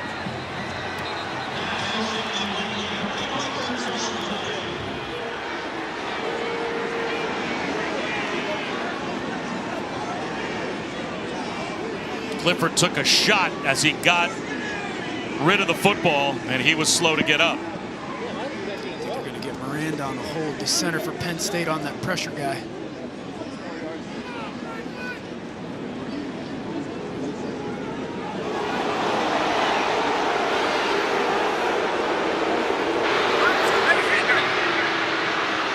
Holding. Offense, number 73. 10-yard penalty. Penalty is declined. And the crowd reacting to what they believe was a Keith Randolph late hit on Clifford after he threw the ball. This is the hold by Miranda on the pressure. Just grabs Barnes. That's a legit call. But watch at the end of this play. That's a late hit. That's a late hit.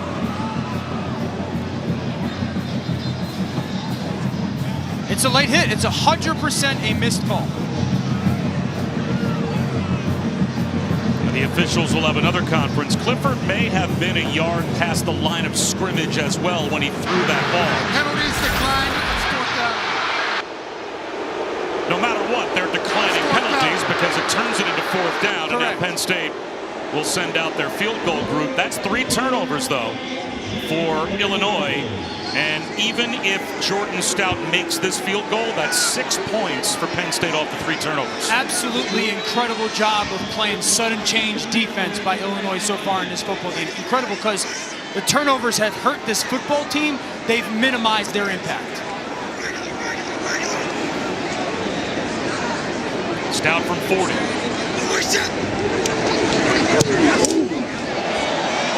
Has plenty of leg.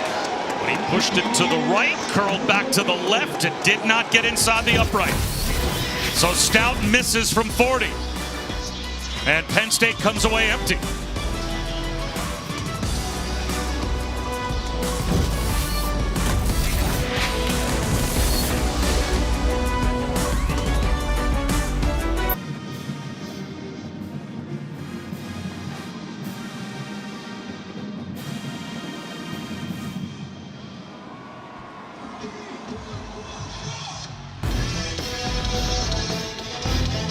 Kick off your Week 7 NFL Sunday, 10 a.m. Eastern, with the Countdown crew on ESPN and the app. Matthew Stafford and Jared Goff square off tomorrow.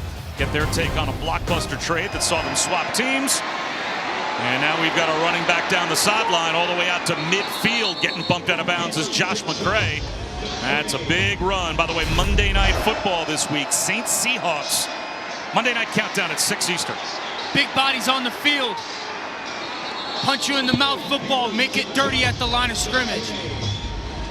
That is 7 offensive linemen in the game for Illinois. Almost look like a goal line formation. They are challenging the physicality and to match the personnel. The same look as again. 7 offensive linemen on the field. Chase Brown brought down near the line of scrimmage. Ellis Brooks got him around the ankles. 211 yards rushing for Illinois as a team. We still got 8.5 minutes to go in the third quarter. You know, we talked about in the first half, P.J. Mustipher is out for Penn State. That's their 3rd interior starter that has been lost this season. You almost got to transition your mindset, Brent Pry, defensively to go, okay, if they're going to put all those big bodies on the field, we got to go almost a goal line defense to try to get more size. McCray. It'll be 3rd down and 8.5. And if I would have told you we'd be midway through the third quarter, Art Sitkowski would be 6 of 11 for 30 yards, and Illinois would be -3 in the turnover ratio. What would you have imagined the score right now would be? Well, I would say we'd be talking a lot about Ohio State next week. And it's a credit to Illinois' defense on the sudden change. I think this is an opportunity where you're anticipating your cover 4 zone coverage by Penn State. Sitkowski, long throw to the sideline, incomplete. Flag out. Casey Washington got tied up with Joey Porter, and Porter is going to get called for pass interference.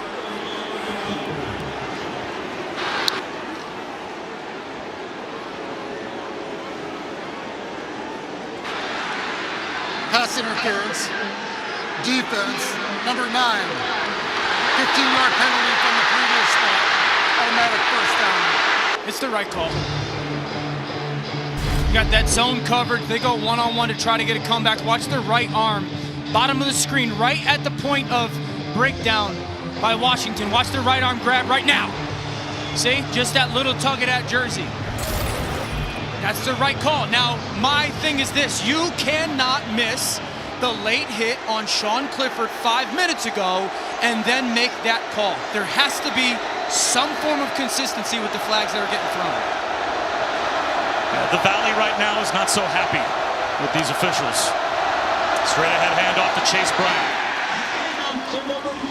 Curtis Jacobs shaken up on the last possession for the Penn State defense. Back out there to make that tackle. And this is the game that's going to get played for the next 22 minutes is Brent Pry, the defensive coordinator for Penn State, has got to start dialing up run blitzes. He's going to have to commit numbers to stop the run. When his offensive coordinator, Tony Peterson for Illinois, going to dial up the perfect play action to take advantage of it. And around, it's a flea flicker. Sitkowski is going to take a shot to the end zone. Two receivers are there, and it is canned around and broken up. Luke Ford, the tight end, got his hands on it, but could not haul it in. The reverse flea flicker almost hits for Illinois. What a play by Jair Brown. Look at him get that right hand in there just to cause a little bit of vision change on the tight end for Luke Ford. All over the field there, third down. You're thinking no sack here. If you're Art Sitkowski, you got a chance for a field goal. Get the ball out quickly in a one-on-one matchup.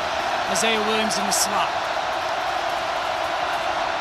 Sitkowski is going to take another shot, this time down the left sideline. Incomplete. Casey Washington, the intended receiver. 4th down and 8. And from here, it's a long field goal attempt, but I think they'll send McCourt out to try it. Washington just has the go route. 50-50 opportunity ball. And I think Castro Fields just gets that left hand in there. Had Isaiah Williams in the slot on a slant route for an easy win. James McCourt, this will be a 50-yarder. So he's actually 3 of 6 in his career from 50 plus. Actually this season 3 for 6 from 50 plus. It's got the distance, it's a line drive, but he pulled it left. Just missed. And Illinois comes away empty, and Penn State still has their field goal lead. The two teams exchange missed field goals. Snap, good hold. Just a little bit of pull to the left. It's a good job by Penn State's defense after that big first down run. The energy by Coach Franklin. You're in a dogfight right now.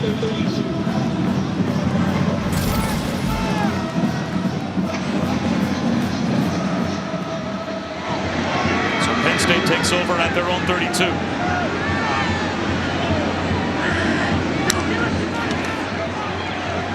Play action, double clutch. Clifford sails it, throws it away up over the head of Keandre Lambert-Smith.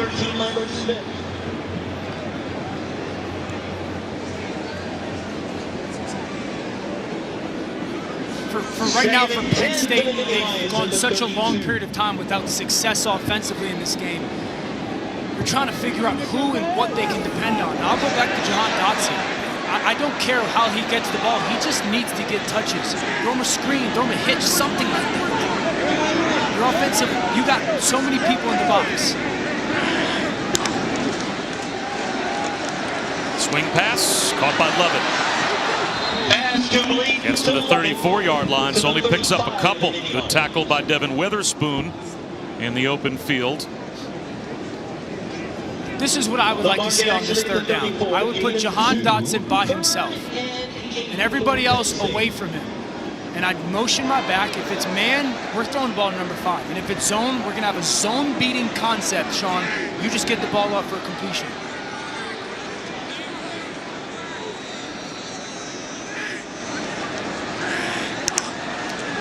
Only a 3-man rush. Clifford finds the soft spot with a flag thrown to the secondary. That is good for a first down to Parker Washington. I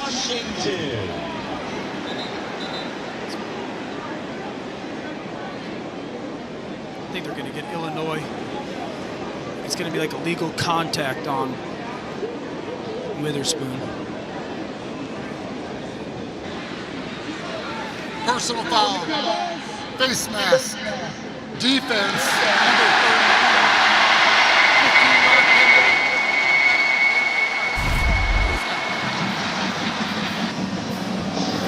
Watch Witherspoon at the bottom of the screen. He's going to get it outside release, and he's just going to try to slough off in that cover 2. And he grabs that face mask of Lambert-Smith.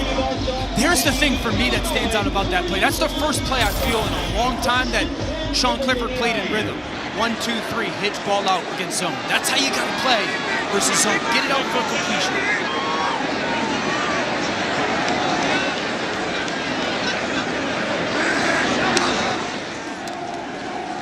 Again, only a 3-man rush, so Clifford with plenty of time, dropped by Theo Johnson. Johnson had a chance to split the safeties for a big gainer, but headed upfield before he had complete control of the ball. Clifford's peeking to your left, right now on the screen, his right. Overflow by the defense, comes back to number 2, and it's right to Johnson, and he just lets it get into his body. Get the hands out in front. Never let it get into your body. Good eyes and protection by the Penn State offensive line. Just let the ball get into his body by Johnson.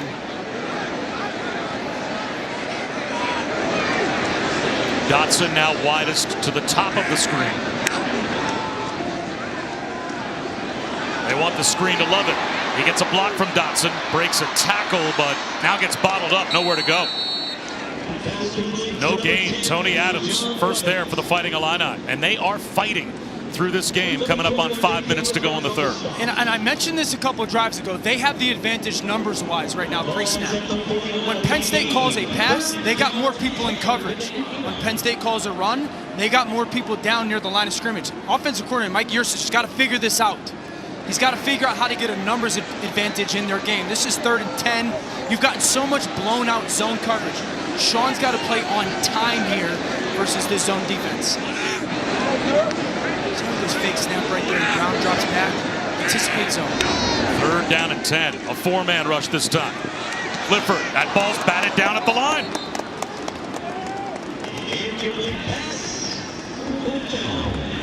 Isaiah Gay was able to knock down the 3rd down pass, and it will be a punt for Penn State. He's going to have Washington crossing.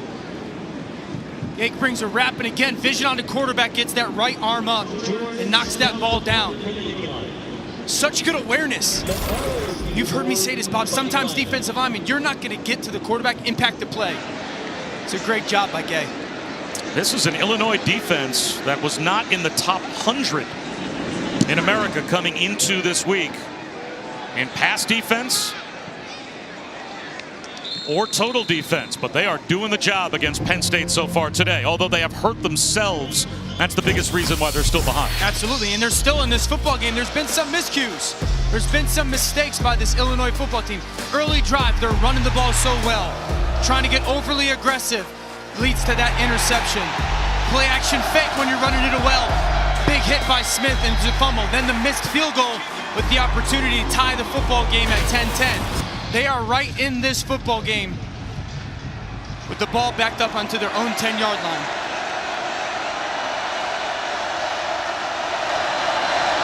Chase Brown gets the drive started with 4. Out to the 15. Another tackle for Ellis Brooks. When you let a team that doesn't have as much on the line as you hang around, these are moments when that football team starts to believe, yes, we can. You start getting a little bit more aggressive because you're playing with house money. You don't have as much to lose as Penn State.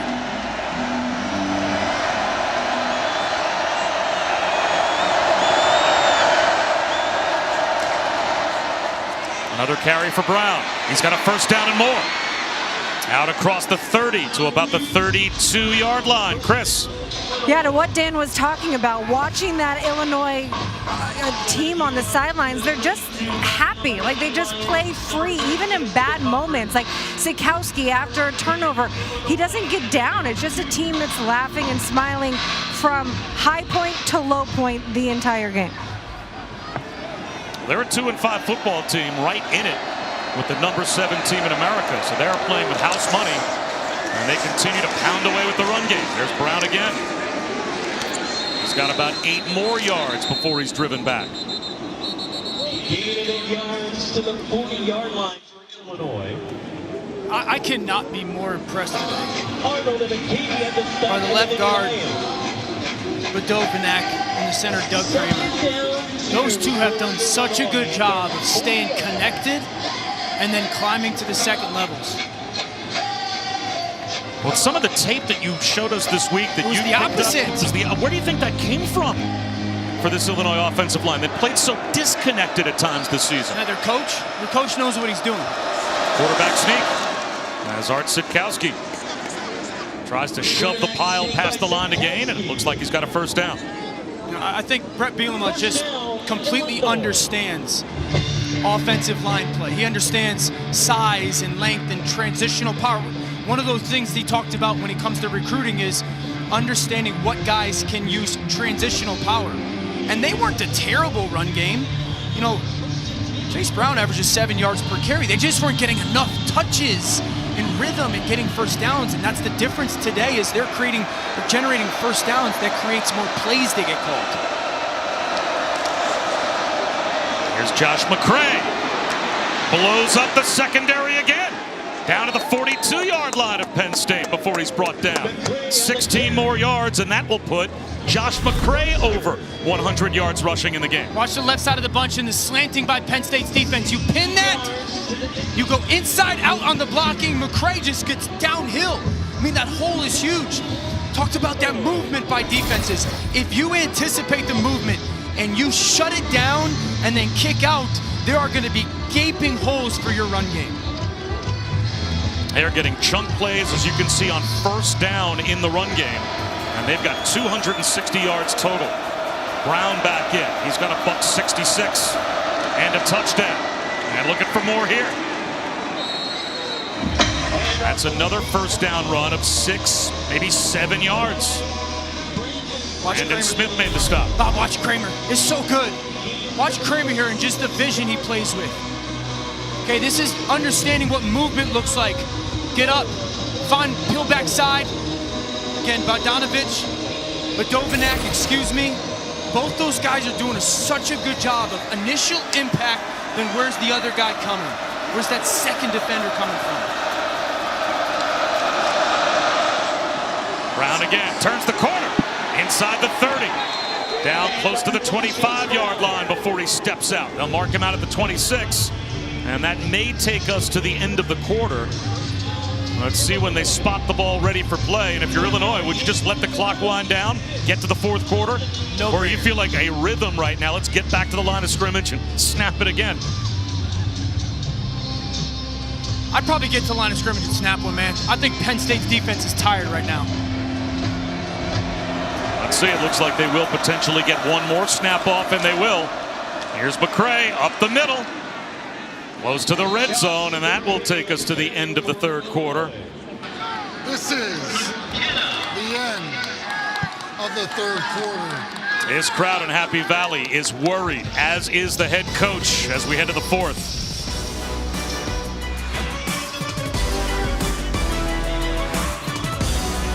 Back at Beaver Stadium, Bob Wischusen here with Dan Orlovsky and Chris Budden as we start the fourth quarter.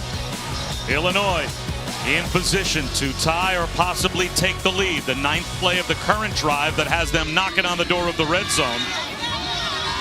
And so far this season, the Illini entering the fourth quarter winless. Penn State 4-1 when they've got the lead going into the fourth quarter. We'll see how this plays out. Chase Brown on the toss sweep. Breaks a tackle. And he's down to about the 17-yard line, maybe the 18. Looks like he's 2 yards shy of a first down. Ellis Brooks made the stop again. I think Illinois leaves these big bodies on the field again. So much of the storyline today is these 7 offensive linemen that have been on the field. I think they're thinking 4-down territory. They've been so good with the quarterback sneak today. Off the right side of this offensive line. 7 offensive linemen, 2 tight ends. Quarterback sneak on 3rd down and 2. And Sitkowski has it again. The thing for me that is so odd right now is Penn State is not adjusting in these 3rd and 2 and 4th and 1 situations. That's the 4th quarterback sneak in 3rd and 2 or less that we've seen today. And they're not putting someone on the center's head as a big body to say that's not going to happen anymore. And we always say this isn't your granddad's Big Ten anymore because all the spread offenses in today's world of college football. No doubt. This is. No doubt. This is your granddad's Big Ten. 11th play of the drive and the 11th consecutive run. Josh McCray hauled down inside the 15-yard line. Tracked to the sideline again by Ellis Brooks. And Makite was there as well. A gain of a yard. Bob, I'm just telling you, if there was ever a play that you felt really good as an offense, that was a simple, quick-hitting play action, now is the time. There are so many bodies for Penn State down near the football. You have run the ball so consistently. You just need one guy to place his eyes in the wrong spot. It's got to happen quick for Sitkowski. Play action. There it is. They flip it to a wide-open tight end, and Daniel Barker walks into the end zone with a go-ahead Illini touchdown. 14 yards of the touchdown.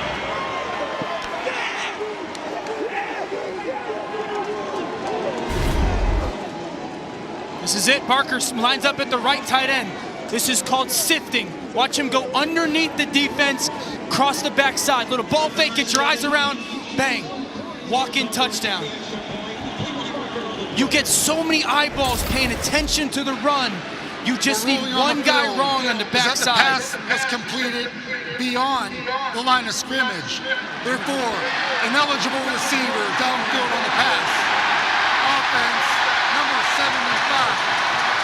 5-yard penalty from the previous spot. Repeat the down. That's the second time in this game that we have had a point-after group out on the field, only to have the officials, well after the play is over, announce they're yanking away a touchdown from the team that thinks they're kicking a PAT. Watch 75 Pilstrom. Yeah, I mean, that ball gets caught and he's 5 yards downfield. I love the play call, but I believe that is the right call by the officials.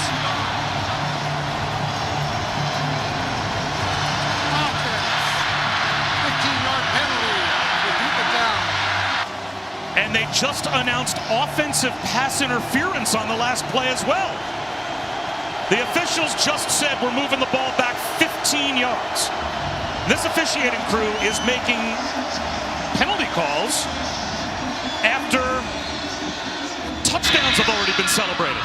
There were 2 fouls on the play because the pass was completed beyond. An eligible receiver downfield, offense number 75, that penalty will be declined. Pass interference, offense will be enforced 15 yards from the previous spot. Repeat, second down. So Illinois celebrates a touchdown.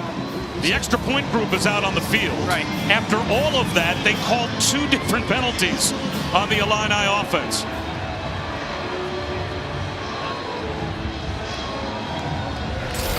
Here's my thing. That ball was snapped from the 9-yard line. The ball was caught behind the line of scrimmage. The blocking should not matter if it's caught behind the line of scrimmage. Yeah, they announced that the ball was caught past the line of scrimmage. So that will bring it all the way back out to the 29-yard line. And what a moment ago Illinois thought was a touchdown becomes second down and a mile. 2nd and 24. Chase Brown with another flag down to the 30-yard line.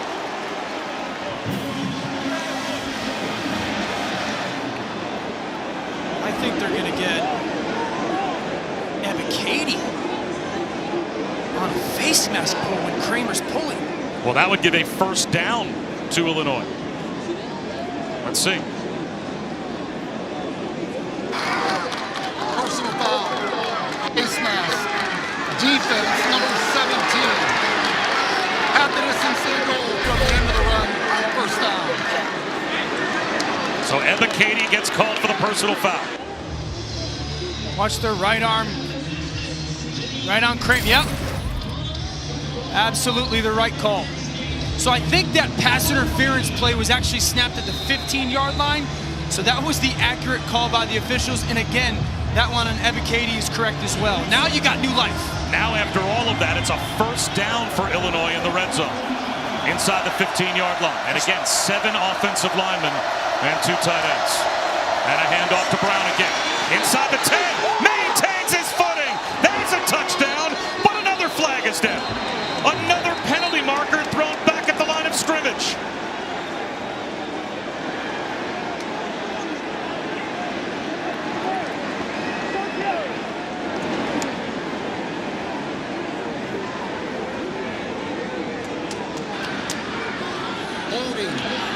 Offense, number 63.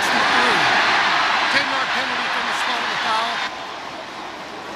That's the right tackle, Alex Palczewski. I think he's going to grab Smith here. Watch Palczewski, 63.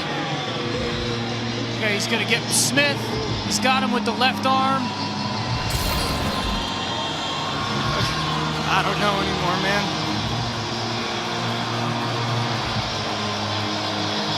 All right, so now the big thing is the mentality.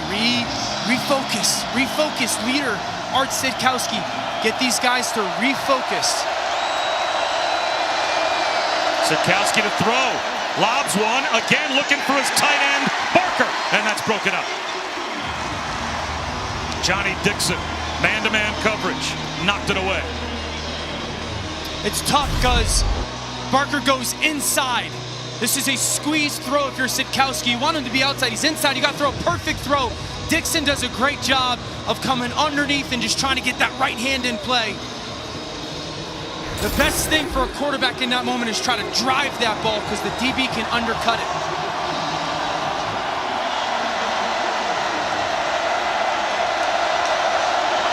Chase Brown. Down inside the 20-yard line. So now it's 3rd down and long, 3rd and about 14.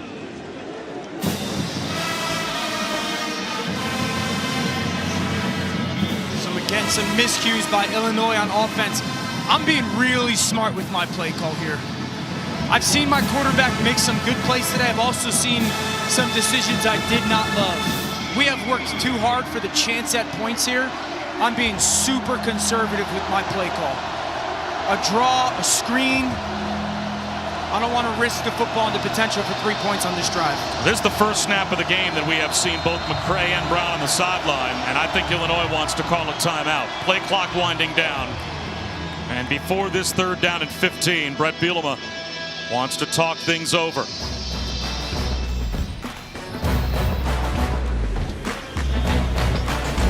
This is for the Mannings tonight. You've reached Peyton and Eli. Leave a message.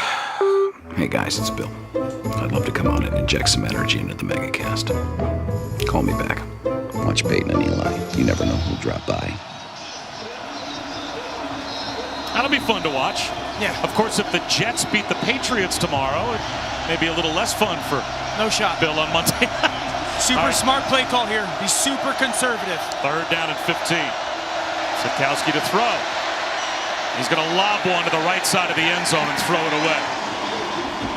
So that preserves the field goal attempt to try and tie it now with under 12 minutes to go for Illinois. Yeah. I love the throwaway by Sitkowski. There's no reason to try to force a football there. Give your kicker the chance to tie this football game with under 12 minutes to go and allow your defense to go back on the field and see if they can keep it a tie ball game. Another good long drive by this offense. McCourt missed his last attempt. This one, though, from 37. We are tied. Penn State dueling with Brett Bielema's Illini.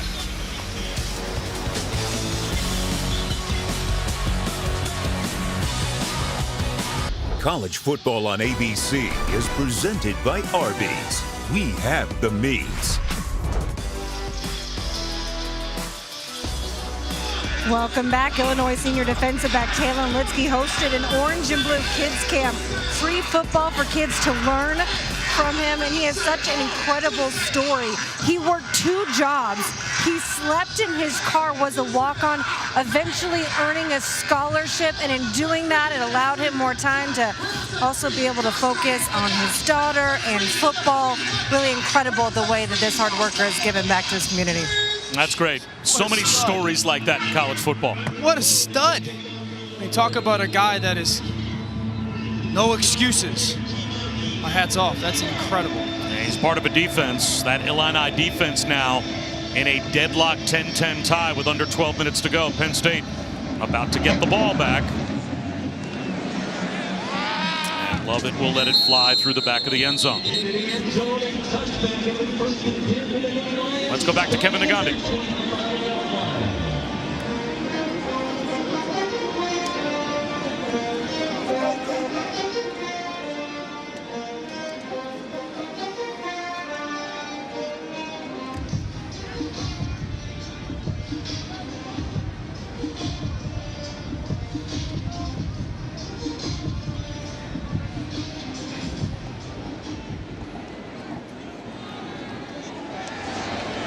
So number 3 in a tussle, as is number 7.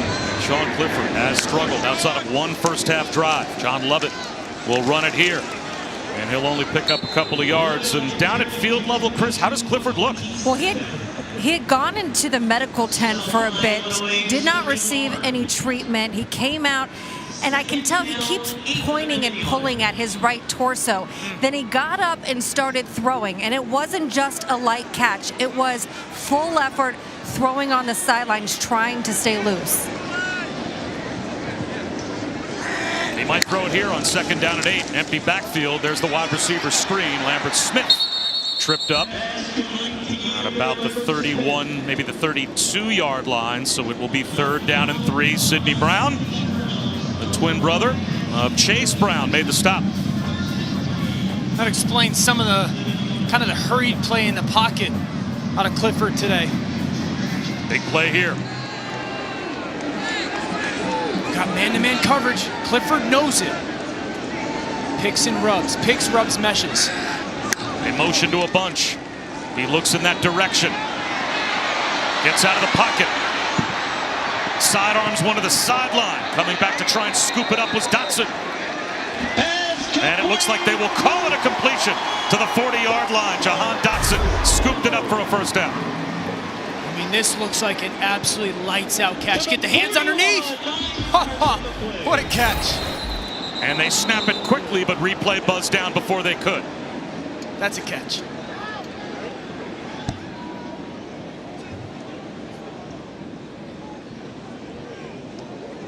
It looks like we have a problem with our referee microphone. They might have worn it out earlier in the quarter, earlier in the half. But we know the reason that they are stopping the game, and that is replay has definitely buzzed down because they are going to take another look at the catch by Jahan Dotson just to make sure. But I think you're right, Dan. Looked like he got his hands under it, scooped it up off the turf before it hit. I'm just looking for light under the football. Like that, I don't think that's a great angle. The initial angle that we had, it just looks like you can see light under the ball. I don't think he's out of bounds. I think he makes that catch before his body ever touches out of bounds. Watch, it looks like there's light under the ball.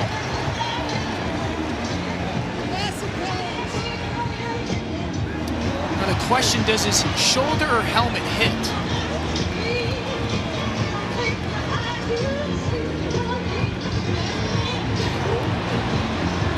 I agree with you. I would confirm the catch. Right? Yeah. I certainly have not seen anything from these looks that we've had to say it's not a catch.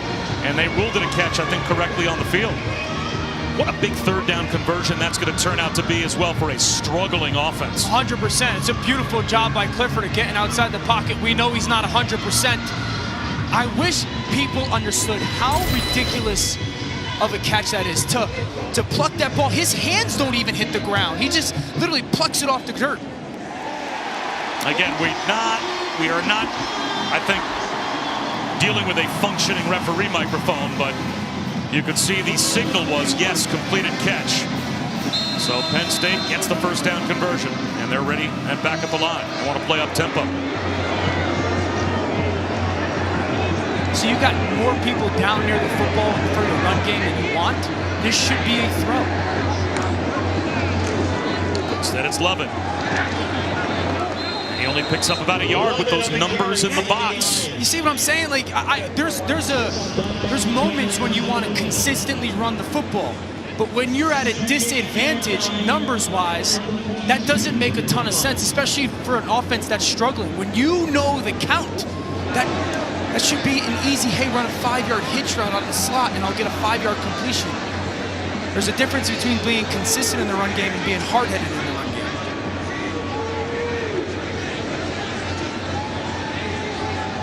So again, I think you're getting single high safety here, which should be a pass to the slot up top. You got an advantage in your pass game. That play blown up. Nowhere to go for Jahan Dotson as Devin Weatherspoon. He knew that was coming from a long way away. A loss of 3. They're trying to kick a screen out to the bubble to Dotson, and Lambert Smith just misses that block. But that would be an extension of the run game, something like that. That would be what you call on 1st down. No, if Lambert Smith makes that block and you're going to get some yardage, but I want to see a pass concept. Now this is when you've seen pressure and blown out coverage. You're going to have to try to get something past the sticks, play on time. Here comes a blitz. Clifford in trouble, and down he goes. Witherspoon does it again. He got a tackle for loss on second down. He gets the sack on third down.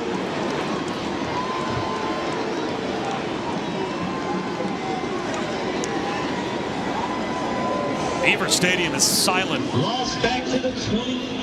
Witherspoon comes on the corner pressure. Watch the back. Lovett's got to see him. He's anticipating no pressure. Witherspoon comes unblocked, gets underneath, and there's that corner blitz. Back's always got to check protection before you get out. And it looks like every hit is really hurting Sean Clifford as the fair catch is made by Donnie Navarro. So an offense that's got 292 yards rushing has it back.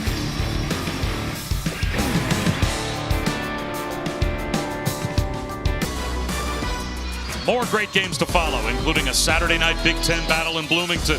C.J. Stroud, Travion Henderson, and number 5 Ohio State take on Indiana at 7:30 Eastern on ABC and the ESPN app. Alabama in action tonight as well on ESPN. Number 7, though, might be in trouble. Back to the offense, Illinois. They've got 322 yards of offense, 292 on the ground. And here's McCray. Across the 30-yard line to the 31. He picks up 4 on first down. Brisker made the stop. Now McCray went to the same high school that Brett Bielema went and got Melvin Gordon from down in Alabama. They said he was the first player he offered when he got the job. You're right. 240 pounds. Looks like a Brett Bielema back.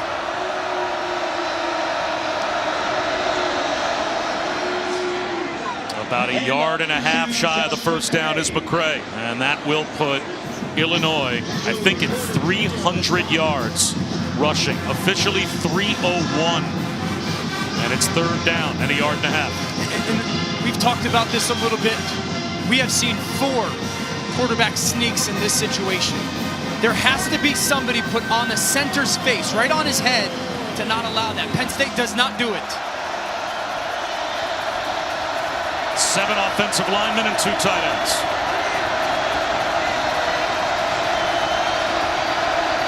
Play clock down to 5.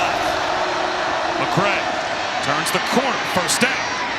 Hammered out of bounds, but not before he moves the chains. Jair Brown made the stop. Illinois is now 8 for 14 on third down.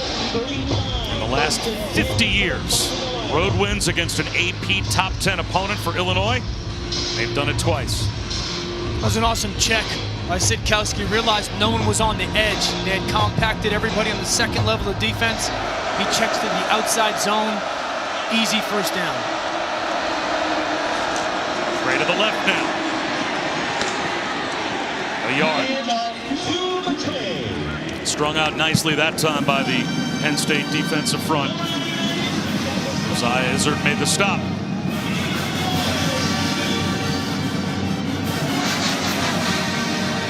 I'm still running the football here if I'm Illinois.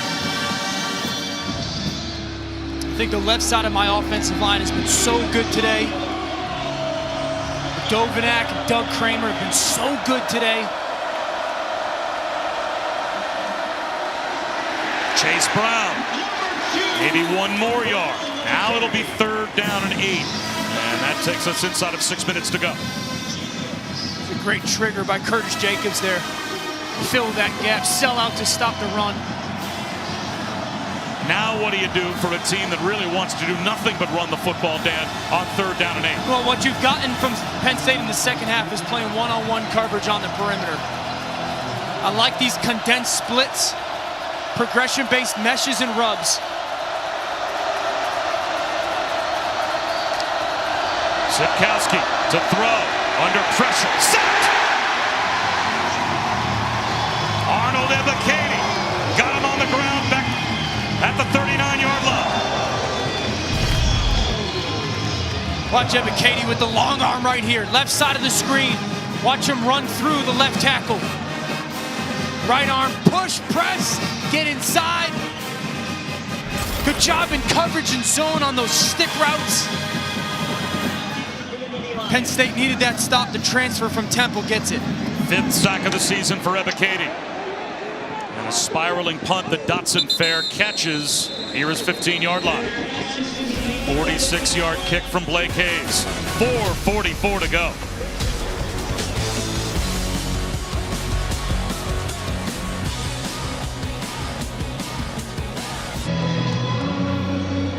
.444 remaining in a tie game. Bob Wischusen, Dan Orlovsky, and Chris Budden here at Beaver Stadium. James Franklin's team in a war with Illinois, but they've got the football back with a wounded quarterback in Sean Clifford. It looks like, Dan, every time he just gets bumped into, you can almost feel the pain. He's playing going tough through his body. He is playing tough. He's though, playing right. tough. I would just take a shot to Dotson. I'd just say, my guy better than your guy. I'm giving him a chance. They'll run it with Noah Kane. And he'll lower his shoulders and get out to the 21-yard line. Now again, Penn State plays Ohio State on the road next week.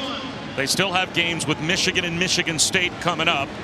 So all they have to do is win this game. Yep. That's the benefit of playing in a Power 5 conference with all of these resume-building opportunities out in front of you. The question is, can they win it?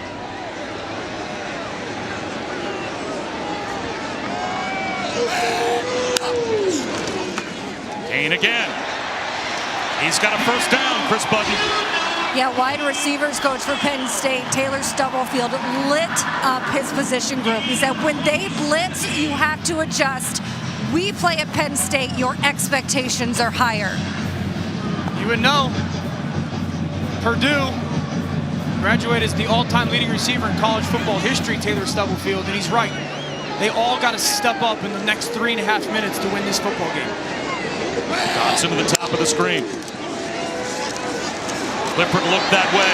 Now instead checks it down to Lambert Smith. He's close to the 30-yard line, only picked up a couple of yards. Yeah, right play, though. They're trying to sell the motion, perimeter screen, take a shot. It's not there. Sean Clifford, don't force the football. You got 3.5 minutes left. Make a good decision, get a completion. Smart football. And you've got a great kicker in Jordan Stout if you can get him in range. Good hold, 4-4, good hold. Tariq Barnes just about jumped off, but got back onside. Watch number 30. Bottom of the screen. If he goes back, there should be a run. If he comes down, there should be a pass. Time to the ball.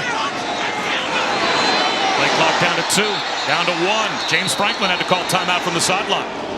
I guess that's Sean Clifford looking at all of that safety motion and couldn't get Penn State into the play that they wanted before the play clock was about to expire. You're trying to play the math game. You're trying to play the numbers of, hey, if Cindy Brown, number 30, is going to hang back, that's the safety. That means there's one less person down near the football. We want to run it. If he's going to be down near the ball and commit to the box, that means we're playing zone or one-on-one ball to the perimeter. And again, I'll continue to point to Dotson being a guy that should be able to consistently win those. So you're just trying to find out. 30's playing that game, right? He's playing the, I'm trying to give you information that you can't trust, and that's kind of the check, unchecked stuff. When you know you've got one guy, and Jahan Dotson is that guy that can hit a home run at any time, just get the ball in his hands, what would you do here to get the ball in his hands? Yeah, I would put him by himself, and that's easier ways to gather information, because when you put him by yourself, that safety's got to go to that side or not. And then I would say, hey, if he's by himself, we're going to try to get him the ball in that situation. He's in the slot left here. Instead, they'll run it with Kane. And now it'll be third down. Third down and 3. Tariq Barnes was the first to wrap up Noah Kane. 2:45 to go. So the last third and short they had, remember, Clifford scrambles and Dotson makes that great catch. They got into a bunch set. They played man coverage on the back end. Illinois played man a lot today successfully. I'd expect the same thing. You gotta think run away from people. Lambert, bottom of the screen in man coverage. 4-man rush. Clifford fires to the left sideline. It's caught. First down. Parker Washington. It's that same play we've seen a couple times today. Dotson outside, Washington inside, and it's a little bit of a pick, right? Right there, Dotson, get that defender. Martin to run over the top. Up tempo. Clifford slides down.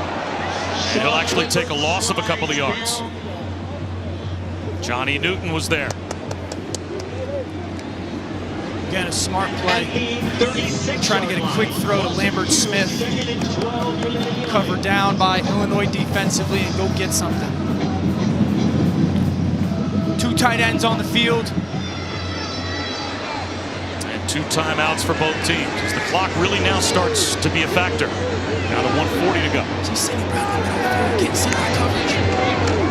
They'll run it with Kane. Up the middle for about 3. Now it's 3rd down and 9. And we're inside of a minute and a half to go. Illinois should start thinking about calling a timeout. Well, Brett Bielema, I'm sure, will be poised to call a timeout right after this play, depending on the outcome. So you've got to be aware of pressure. Remember, we've seen some corner pressures. This situation, back check.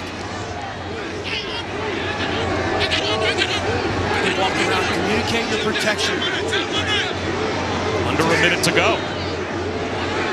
Brown, go back. You're going to get man underneath, 2 safeties over the top. Get a runaway, a breakaway to the sideline. Clifford steps up in the pocket, floats it to the sideline, just over the fingertips of Parker Washington. And that stops the clock. 43 seconds to go, so that saves Illinois a timeout. Got man-to-man coverage, safeties stay high, trailing defenders can stay underneath. They know they got help. Hudson trailing behind forces that almost impossible throw. That's the benefit of playing 2-man. Those guys can play underneath. Look at Hudson. He knows he's got safety help over the top, and so he's going to force a perfect throw by Sean Clifford. Penn State unable to connect, and now Illinois has a chance to get the ball back themselves. Stout kicks it away. It's another NFL kick. All the way down inside the 10-yard line. Navarro muffed it, but he's got help. And it is immediately off of the muff, killed inside the 10-yard line. You can't advance the muff. And it was Litzy back there to save the day. And by rule, when a teammate recovers, it becomes dead by Talk rule. about a good bounce. Litzy, right place, right time. Oh, just seems to lose sight of that ball or spins the wrong way. Litzy, beautiful job. I don't know about you. Okay. If I'm Illinois, I am kneeling on the football. 1,000%. 3 straight times. You know what? I might run it. I might call a run play. You know, I feel good with our run game because if I pop a run, I pop a run. I don't know if I'll kneel on it, but I'm going to call a very conservative run play. Tell our back, cross cover the football, both hands. A bootleg out to the right. Sitkowski's going to run it. And he gets bumped out of bounds and goes flying into the medical tent. He picked up 6, and it stops the clock with 27 seconds to go. Officials timeout. Bit of a gutsy play call. He goes into the end zone here. I mean, if that edge is collapsed down or plays over the top like they did on a fumble, that's a bad situation.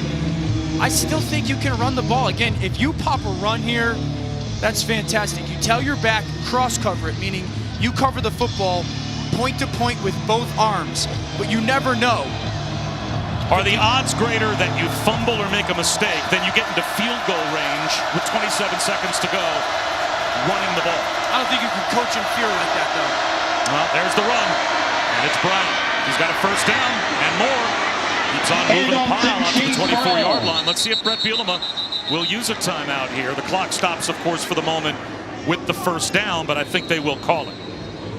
19 seconds to go. Illinois calls their 2nd timeout of the half. 30 seconds in lane. Illinois has 350 yards of offense. They've thrown the ball for 30 yards. Wow. So they don't have the chunk play ability in the pass game to get the ball into field goal range. It really hamstrings you as a play caller in this point. Yeah, you would love to be explosive through the air. You can see that number, 320 rush yards. That's why even though you're calling a timeout there, I am still running the football. I don't care if it's my big people on the field. I am not putting the ball in the air right now. Let's check in with Chris. Penn State is also without their defensive tackle, Keziah Izzard. He just came off with a right shoulder injury. And of course, without P.J. Mustipher for the rest of the season. So how risky will Illinois get with their play calling? 19 seconds to go. They still have a timeout. Long way from field goal range, though. They'll run it with Chase Brown. And Brown gets down the sideline. He's got a first down, and that will stop the clock, at least for the moment. He's out to the 42-yard line, picked up 17. Now we're in a different conversation, okay? Because you just popped a run. Call your timeout. You're at the 42-yard line. Illinois calls their third and final timeout of the game. 30 seconds. So I think in this situation, if I'm Illinois, because 13 seconds, no timeout. So you have to ask yourself, can you get a completion, get to the line of scrimmage, and clock it before to have a potential long field goal? You can. Absolutely. James McCourt's career long 57 yards. Yes. So to make it to a 57-yard field goal, yes, you got to get to about the 40-yard line, maybe the 39. So you are looking at about 17 or 18 yards to have yourself a shot. And a big thing here is you're telling your quarterback, we're going to try to get a chunk here. Your receivers, catch the ball, get down. You are not trying to get extra yardage. So Sitkowski will throw to the sideline, and that's incomplete. Isaiah Williams, the intended receiver, but that was only to about the 50, and he would have been tackled in the field of play by Daquan Hardy, even if he came up with that reception. Now 8 seconds to go. Now this changes everything. This is either, hey, we're going to try to lateral the football. I don't like that here because defense obviously could get that, or it's a Hail Mary. You know, can he throw it far enough? You are not throwing the football somewhat in play here.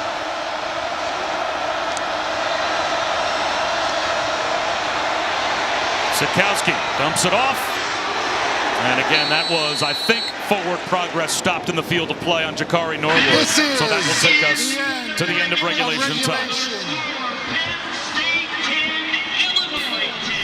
Overtime is coming between Penn State and Illinois. Brett Bielema's team on the road trying to pull off a major upset.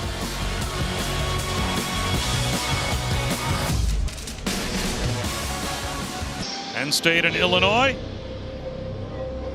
with any playoff hope that James Franklin's team has on the line, and Brett Bielema's team, 3-touchdown underdog, but they have shown a lot of heart, and it is an old school Big Ten low-scoring matchup.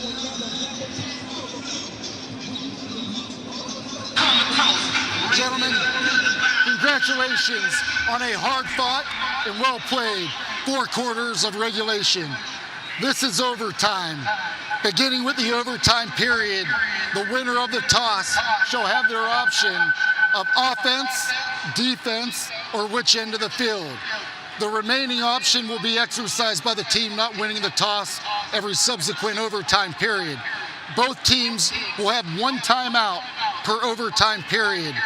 Beginning with the second overtime period, teams must attempt a 2-point try. Beginning with the third and subsequent overtime periods, teams will attempt a 2-point conversion from the 3-yard line. Got it? All right. Here's our coin. Here we go, 14. Here's our coin. That's heads, tails, tails, heads. You're the visitors. What's your toss? Heads. Call. Heads is the call. And it's heads, Illinois, you won the toss. Wait, defense. You like defense? Penn State, which end of the field? You want to defend that area. Okay. Swap defense on this end. You're going to be on offense first. Yeah. For the first series of overtime, Penn State's ball, 1st and 10 at the north end zone. Now, you just heard the rules explained of overtime, but in case you're familiar with college football overtime, it has been tweaked, though. Again, each team gets a possession from the opponent's 25-yard line. That's through the first 2 overtime periods. And once we get to the second overtime, you have to go for 2 if you score a touchdown. If we get to the third overtime, they just alternate 2-point conversions until one team scores and the other team does not. And that's more for a player safety issue than anything else, to make sure you don't have a prolonged game with too many extra snaps.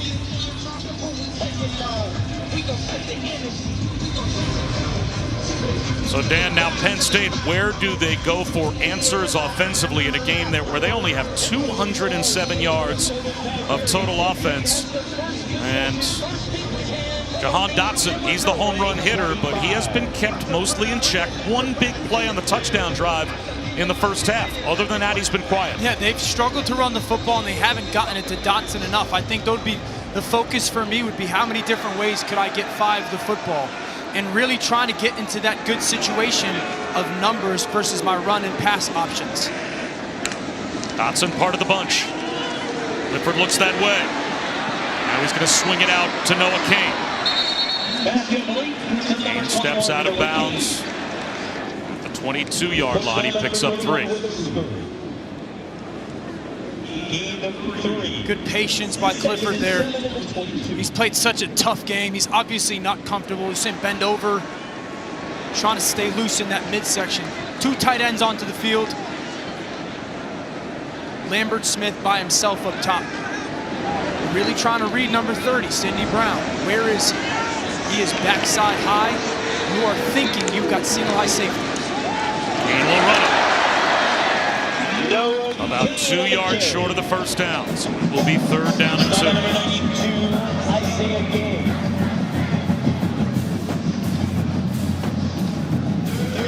I'm surprised we haven't seen any more big tight ends on the field. You know, 3 tight end sets. They've got 3 tight ends out there now. They just brought Tyler Warren out. He is stacked left with Dotson. The other 2 tight ends are both set right. There he goes in motion. Play action. Clifford swings it to the tight end, and it's read beautifully. Nowhere to go.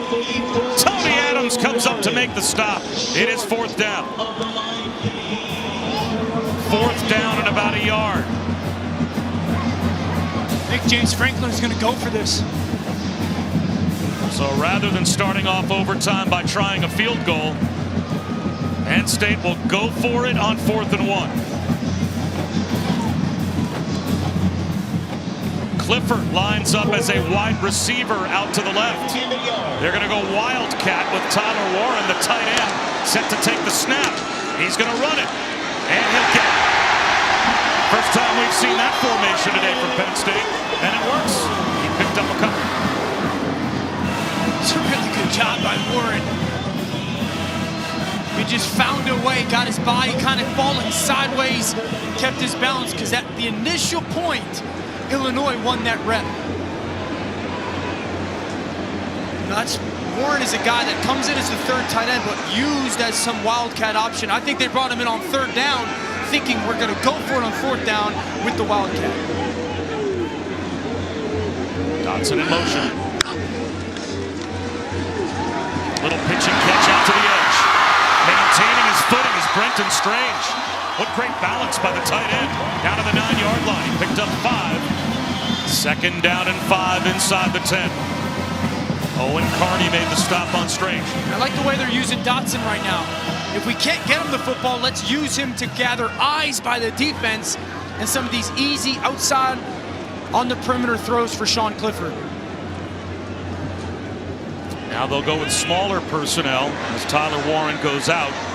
DeAndre Lambert-Smith back in. Dotson's one-on-one up top.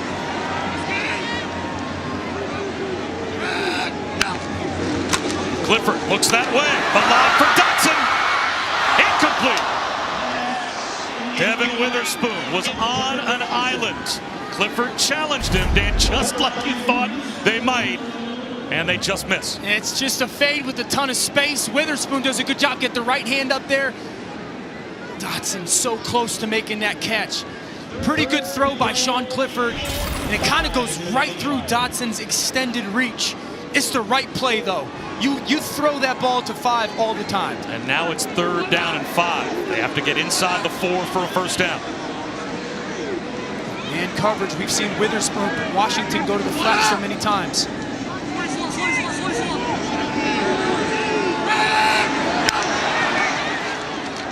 Clifford surveying his options. He's going to take off and try and run. Stays behind the line of scrimmage. Bottled up and brought down. Kirby Joseph gets the sack. And now James Franklin has to settle for a field goal.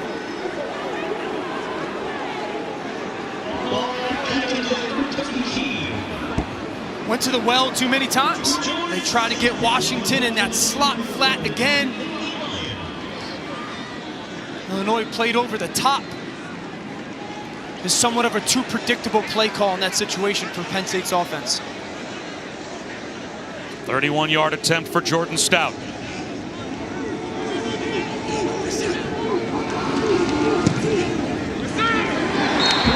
Penn State gets their 3.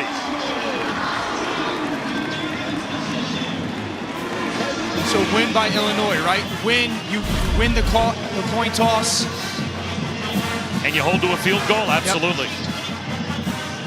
And I was watching the Illinois sideline after Kirby Joseph made that tackle. Sure. And that whole offensive line, especially knowing how they have physically won this game today for Illinois. They've got 338 yards rushing. They were jumping up and down, high-fiving each other, knowing they now have a chance to go out there from the 25-yard line and try and win the game. And the focus point for Illinois right now is win first down right here. Same with Penn State defensively. Because whoever wins first down in this moment is going to have such a swing of advantage in play calling options. Chase Brown inside the 20-yard line, stood up, maybe right at the 20, but it's a 5-yard gain.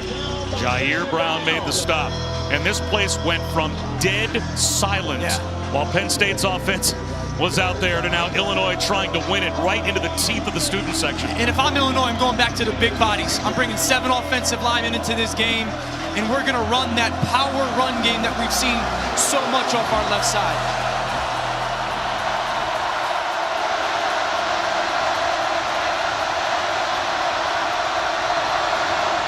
Brown again, nowhere to go, buried behind the line. He lost a couple of yards. Ellis Brooks was in the backfield as part of that Penn State charge. And the Katie there as well, as was Castro Fields. 3rd down and about 6. Got to be a great decision maker right now if you're Art Sitkowski. Play fast, be decisive with your decision.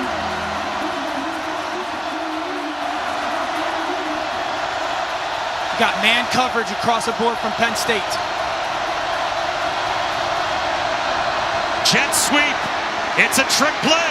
Casey Washington throws it, and it's broken up. Almost intercepted by Brisker. So now Illinois will have to settle for a field goal attempt to try and tie it. Second time we've seen this play out of Illinois. Watch Brisker, middle of the field. Pop in the right side of the screen, break on the ball, go make the play. It's phenomenal discipline, phenomenal discipline.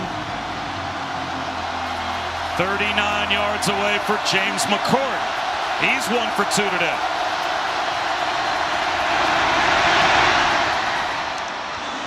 Got it. Right down the middle.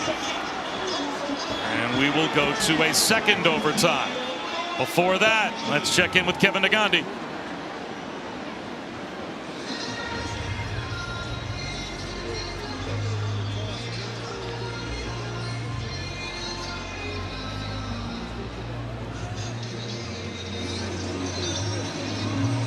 So now we've only had field goals exchanged in the first overtime. Now if a touchdown is scored, you have to go for 2. That's the rule of the second overtime. If we get to a third overtime. For the second overtime period, Penn State has elected to go on defense. Illinois has elected the south end zone. So now Illinois is going to go on offense because the choice is Penn State's in overtime number 2. And Illinois says, you know what? Let me get away from that student section. Away from the student section down at the other end of the field. So they will.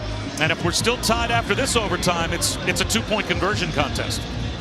It's going to be interesting to see. Illinois is going to have to use, remember in the 4th quarter they had that little flash fake touchdown to Barker that got called back. they are going to have to call something like that again to score a touchdown, because Penn State right now is going, at least trying to sell out to the run. So there's going to be a moment, 2nd and 3, 1st and 10, after a conversion, where they're going to have to hit one of those quick acting play actions. Would you do it right here? No, I would pound the pill here. I would pound the pill.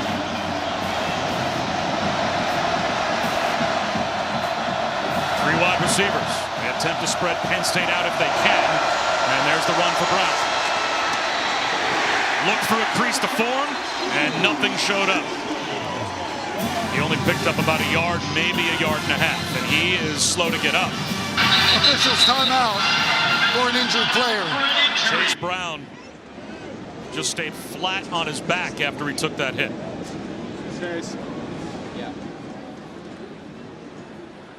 Brown has 224 yards rushing. So to lose him would be a tough player to lose. But Illinois also has Josh McCray, who's got 127 yards of his own. He's following his pullers like he has all game. It's a phenomenal fill by the secondary, and looks like he hits his head hard on the ground. That was Ellis Brooks that came over. And those helmets collided, and that kept Brown down. And there is, you're right, his twin brother over there to check on him.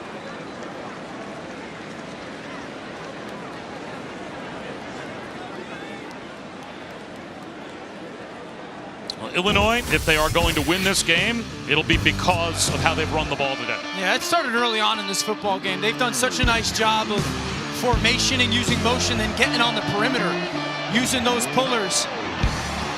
Dovanak and Kramer, vision by Brown, forcing the Penn State secondary to have the tackle early on. He kept falling forward and falling forward. And you mentioned McCray. There's such good vision by the big fellas in the middle of this offensive line, getting to the second level, those linebackers of this defense. They've had so many explosive runs. And a week that began with Brett Bielema embroiled in a controversy because everyone thought that he threw his offensive line under the bus. Right. And now he's got an offensive line that's helped pile up 343 yards rushing just a few days later on the road, Chris. Yeah, Chase Brown just got up, but as they pulled him up, he then had to kneel. And the training staff is making him go into the tunnel. He said, "Give me my helmet. I'm good. I'm good. Give me my helmet." They said, "Absolutely not." And now he's in the injury tent. Oh, good. As woozy as he was, it'll be Josh McCray now to take over at tailback. 2nd down and 9 after the injury timeout.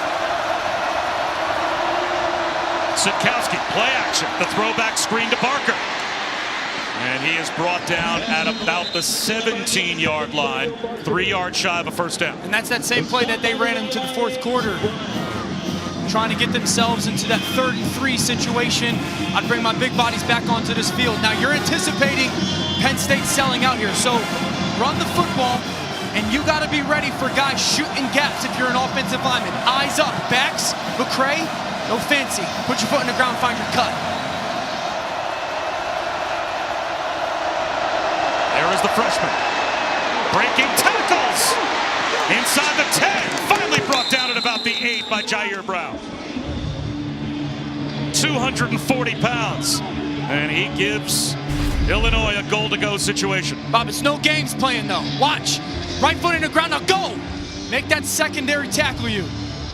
Arm tackles by Castro Fields and Brisker. That's what the big body brings. And again, I'm running the football, and I'm McCray. Trust your eyes. 1st and goal down at the 7-yard line. Straight ahead goes McCray to the 5-yard line for a couple. Now actually mark him down, it looks like, at about the 6, so only a gain of 1. I think this is one of those times where you can get to the line of scrimmage if you're Illinois in that same formation. And if Penn State is really condensed in the middle between your tackles, you can try to get a ball out to the perimeter in your run game.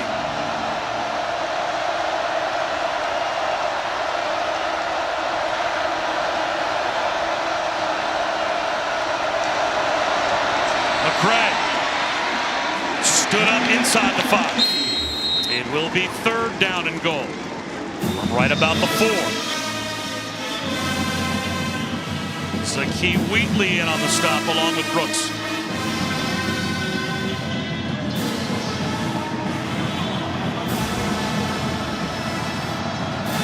To get in the end zone at some point, does Illinois have to put the ball in the air? They're going to have to. Yeah. Unless you got a great play where you can look at Barker off the right side, cross formation. Play action. Sitkowski will throw to the back of the end zone. A jump ball incomplete. Joey Porter had Luke Ford pinned up against the back of the end zone with nowhere to go. And now the field goal unit out there for Illinois to try and give the Illini their first lead. This is really good job by the sophomore Porter. Watch the right side of the screen. He's playing pass. He's ready for it, not biting on that play action fake and forcing again an impossibly perfect throw. Good job by the Penn State defense. A little bit of bending, but when you get down there, no break. 22 yards for McCourt. And now it will be on the Illinois defense to see if they can get a stop. Once again, Penn State, a touchdown would win it. And I think you saw that in the play calling out of Illinois right there. They're confident, okay, we're not going to give this football game away. And their defense is playing so good. We know Clifford's not feeling great. They believe that 3 still gives him a good chance to win this football game because of the way the defense is playing. Oregon UCLA is coming up next right here on ABC as soon as we're done at Happy Valley. Penn State trying to keep hopes of a playoff run alive. Again, they've got all the games they need out in front of them to get to the college football playoff, with games against Ohio State, Michigan, and Michigan State on the horizon. But they have to win today. Clifford, there's the screen to Dotson. He's got nowhere to go. Picked up a yard. Tony Adams has really been solid tackling on the edge. And he came up and met Dotson. Witherspoon has been just as good on the other side. Their corners have tackled really well today. They've tackled well. And you know, I've been critical of Mike Yursich, their play caller. That's the right play call. If Strange makes a block, it's a one-on-one with the safety at 8 yards with Dotson. Just got to make that block on the perimeter. That's the right play.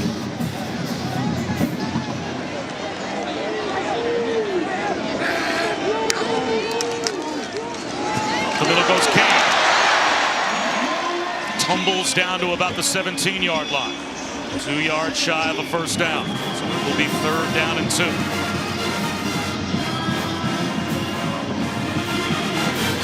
I think Wildcat maybe here again. You know, it worked in that 4th and short situation. Well, they're bringing Tyler Warren in. Yep.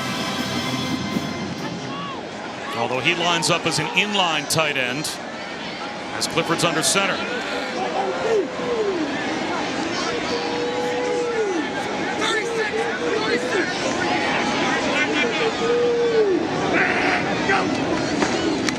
Kane, straight ahead run. He's not going to get there. No gain. So now the decision for Penn State is go for it on 4th down. Kick it. Or kick a field goal and get into a 2-point conversion contest. And they will send out Stout to try and kick it to extend the game. I would have liked to see the Wildcat situation there. They've been so good with it in critical moments this year. 35 yards away for Stout to try and keep the game alive, and now Brett Bielema is going to call, I think, an ice the kicker. Calls their timeout of the overtime period. 30 seconds in length. I think it's one of those moments, certainly you might be trying to ice a kicker. You're also talking to your guys and making sure, hey, we are behind the football. We are not trying to jump this ball and all of a sudden we get an offsides and we give them a first down and that be the reason we lose the game. Again, you're not trying to do anything as a football team to lose the game. Make them make this kick. That's the way you're communicating in your huddle. Because the head coach got to be thinking, we have fought tooth and nail. Yes. For 60 minutes and 2 overtimes. We're not going to lose because we make a mistake. And let's not pretend like that there's not some pressure on Penn State. Sure. Stout to make this kick, Stout think about it. And he's got to go make this kick. And he should, but still you give those thoughts.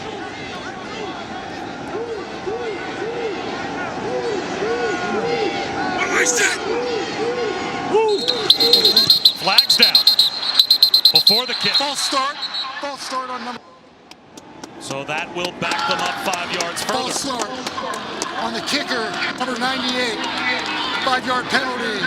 It's 4th down. Stout cost himself 5 yards, so now it's a 40-yard attempt to extend the game. And they try to get him to jump. They tried.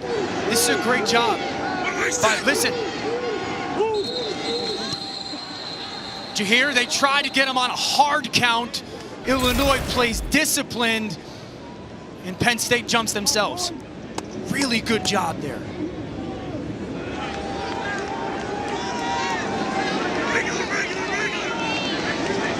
Stout from 40 to extend to a 3rd overtime.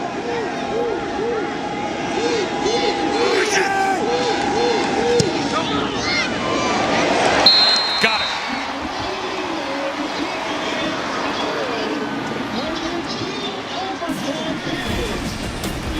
We will step aside for 60 seconds and come right back to Beaver Stadium.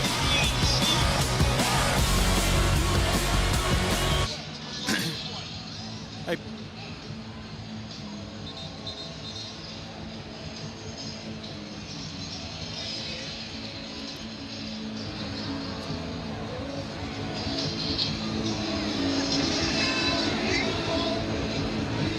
Kevin, overtime number 3, and with the new college football rules, it is now 2-point conversion attempts. It's like penalty kicks. Penn State gets it first. It's a trick play. There's a flip. Clifford can't catch it. Tyler Warren on the end-around pass. The flip from Dotson, and they can't execute. Underthrows Clifford, who couldn't adjust. And now Illinois with a chance for 2. It's a good job by Illinois defensively, hanging back. Carney forces a little bit of a contested throw by Warren, and Clifford. It's just outside his reach. You got to credit Carney a little bit with that, just to make it a little bit interesting on the throw. Now Penn State went with a trick play. If you are Illinois, to win the game into the teeth of the student section, you just go with your bread and butter and running the football from the 3-yard line. I think you got to throw it here.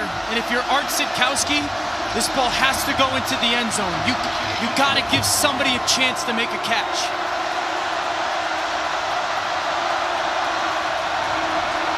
It is Sitkowski to throw. Floats it into the end zone. Off the fingertips of Josh McCray. And we play on.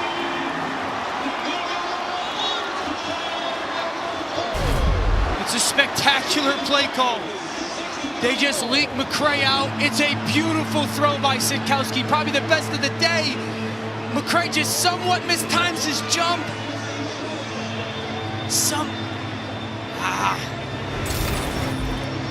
Just misses it. Now the choice goes back to Penn State. Penn State wants to play defense, which means Illinois gets to pick which end of the field, and they're going to go all the way back down to the other end to get away from the student section to run their next 2-point attempt. This is crazy. This is absolutely spectacular as well. It's fun, but a weird way to end a football game. Yeah, but it's awesome, man. These kids, both teams have given everything they've got. Let's credit Illinois, no matter what. What a chaotic week, and their head coach had to deal with a lot of scrutiny. His players obviously have bought in, and because of the comments about the offensive line that were taken out of context, he showed leadership in explaining what was said, didn't hide from any of it. Obviously, those kids believe by the way they've played today. And credit Penn State, coming off a bye week, a devastating loss. Sean Clifford, their quarterback's not 100%, and they're just trying to figure out a way to win a game.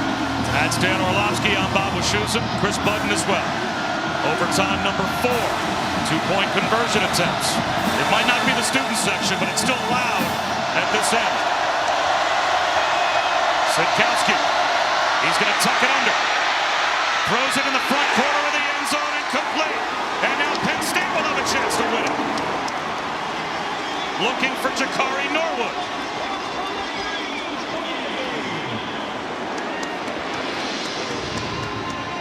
Sitkowski's hurt as well. He's holding his left forearm, and he really looks injured. Discipline. Everybody stays home and does their job. Injured player. Lukeda's like in between, kind of forces that. You would love to get it quicker if you're Sitkowski to him. But Lukeda just does a good job of kind of playing in between. That's what defenders got to do. Force that in between, and then quarterback's got to make a quick decision. Takes that shot right on the elbow. He came down awkwardly on that left arm, was holding his left forearm. So even if Illinois is able to now extend the game, it'll probably be Brandon Peters out there to run the next 2-point attempt if they get another try. But their defense has to get a stop. See that shot from the helmet of Lukeda right onto the forearm of Sitkowski. It's such a difficult play for both players in that situation. He can't commit too soon, because if he comes after Sitkowski too soon, then that receiver's wide open, and you got to play in between. And if you're Sitkowski, you want to threaten Lukeda like he does and just be a second sooner, a blink sooner, and that's an easy touchdown.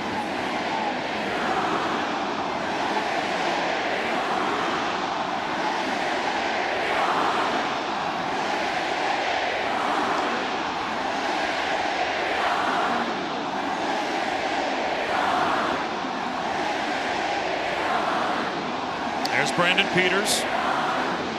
He was injured against Wisconsin. That was last week, or rather 2 weeks ago. He did practice this past week. As of Thursday, Brett Bielema said he could go. So he's healthy enough to play. Sitkowski, it certainly looks like, is done for the day, as long as they are looking at his left arm. But that's got to be tough to come off the bench cold for one play, if he even gets a chance. Again, Bob Wischusen and Dan Orlovsky and Chris Button in what has been a low-scoring thriller between Illinois and Penn State. Again, it's alternating 2-point conversions now that we have gotten past the second overtime, and all 3 2-point conversions that have failed have all had chances. Wide open receivers that if the play was executed at this point, the game would be over. And you're so deep into your game plan right now because you've gone through so many plays, specifically down in the red zone. There's only so much you can do from the 3-yard line. And so you've got to figure out, okay, what's the stuff that our guys know that we feel like they can execute that gives us the best chance. And again, you can't just turn the ball or turn around and hand the ball off likely. So in these situations, when you get into this moment, Sitkowski, we're hoping it's nothing significant. He's played tough football, but you got to go think players. This is where you think your player. And if you're Penn State, we've harped on it so much. They got one of the best receivers in all of college football. And it's hard pressed to walk away from this game. And if you lose, thinking we didn't give him a chance in these 2-point moments. We'll see if Peters gets a chance, because Clifford on a 2-point attempt to see if Penn State can win it. Got to get a throw off for Sean Clifford. Steps up, under pressure, tipped ball towards the back end line. DeAndre Lambert-Smith was lurking. He had a chance on a pass that went through the hands of Brenton Strange. And now Illinois is going to get at least one more chance with Brandon Peters taking over a quarterback. He's got Lambert-Smith. This is a good job by Sean Clifford. Hanging, just watch on the left side of the screen. He's going to make sure, I got to give somebody a chance. And if he throws with a little bit more touch there, see Lambert-Smith coming on that back end line. They had lost contain and vision of Lambert-Smith.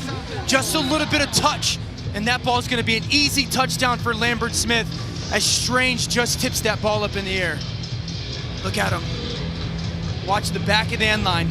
It's a good job by himself. Good job of containing Clifford and just constantly trying to get home by that Illinois defensive line.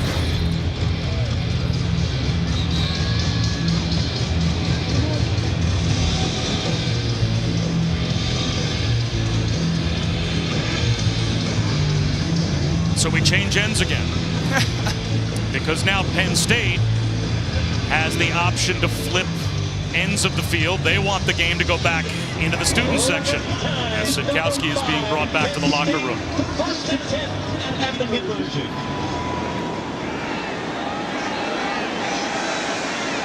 So Penn State tries again first. They'll run it with Noah Kane. Breaks a tackle, breaks another, but gets stood up. So now it will be Illinois with a chance to win it again. Illinois has the next conversion to win. Watch Barnes. We've seen this so many times from Barnes today. Look how he times up this snap count perfectly. He shoots untouched. Watch, look at that. It's perfect by Barnes. Replacing the captain, Jake Hansen. Stops Noah Kane basically when he gets that handoff. So now the Michigan transfer, Brandon Peters. His first snap of the game at quarterback to try and win it in overtime on a 2-point conversion.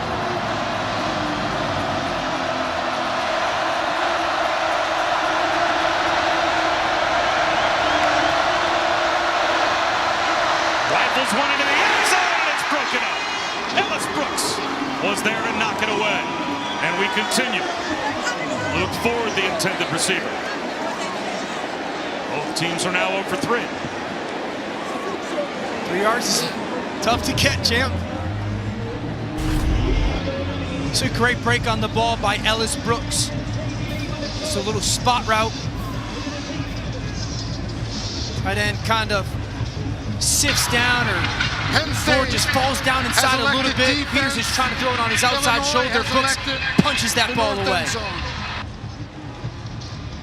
It's the right throw, it's the right time. It's just Brooks is right on top. This is one of those moments as a quarterback, you know, if nothing's there right away, you really want to try to create, hold on to the ball, allow your guys to work to an area, because again, defenders are thinking, all right, where is everybody? They've got so much vision on the quarterback that you holding on to the ball and working the pocket or scrambling can free up some receivers. Almost happened on that last time for Sean Clifford. If I'm Brandon Peters and nothing's open right now on time, this is a moment when you think, okay, I'm gonna allow my legs to try to open up a receiver. Penn State again chooses defense, which means Illinois gets to choose the end we play at. So they go away from the student section, back to the opposite end. And it's Brandon Peters alone in the backfield for the moment. That's Norwood in motion. And now whistles. Prior to the snap, Illinois calls their timeout of the overtime period. 30 seconds and waiting. Felt like a basketball timeout in a way. Let me see what they're in. That was called quickly from the sideline. Yeah, I think once they saw them back motion out and come back inside, and they did not get what they liked, because it was going to be a zone defense from Penn State. They didn't get what they liked. They wanted to get into a different set, different thought process. Again, I think, so as a quarterback and as a play caller right now, your initial play call is, if they bring pressure, what do we do? Because it's going to happen quickly. So you've got to have a plan. If they're blitzing me, who's the matchup? Who's the one person that I'm throwing the football to? And then if they play zone, you want to play on time. And if it's there right now, you got to trust your eyes and get it out. But if not, scramble around, work the pocket, allow receivers to work in some spaces where they might get lost in coverage. They had Norwood to the near side left last formation. Now he's to the far side right, but once again, he motions back. Brandon Peters.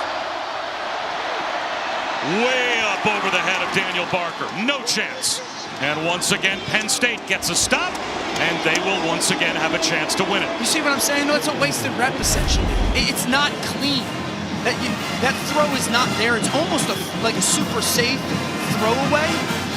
You're not really trying to complete that throw. That's the moment where you just hold the ball. If you get sacked, you get sacked.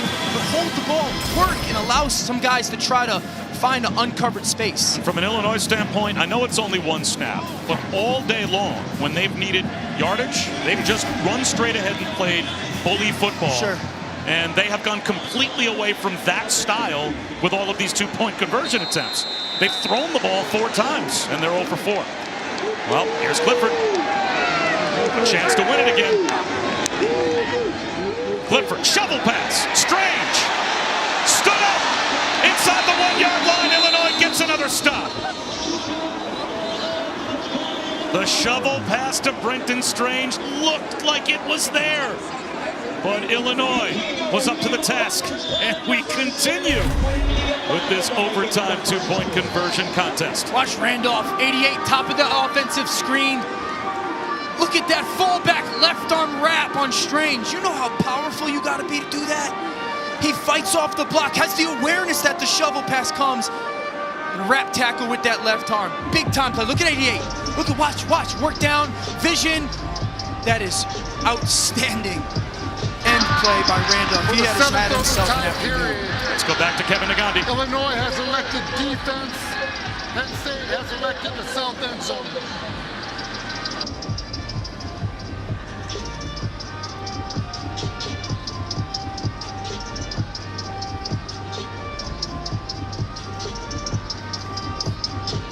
Hopefully we will get it to those guys before halftime of their Jolly game. Green Giant, man. This is the 6th game to reach 7 overtimes in FBS history. None have ever gone 8 overtimes, but a different version of overtime. You would think it would be easier to end the game with 2-point conversion attempts. Makes it even less likely. Chris Button? Well, I'm not sure what the coaches think of this rule change, but the players have loved it. They've been so excited on the sidelines. But that last attempt by Penn State really sucked the energy out of this side. I'm putting number 5 by himself. If it's one-on-one, I'm throwing it to him. If not, I'm scrambling around and trying to create. It's at the bottom of the screen. Instead, they'll run it. At the goal line, it's Noah Kane. Is he in? Penn State thinks so. The officials say no. They got him stopped again. It's a ball carrier short of the goal line. The conversion is no good.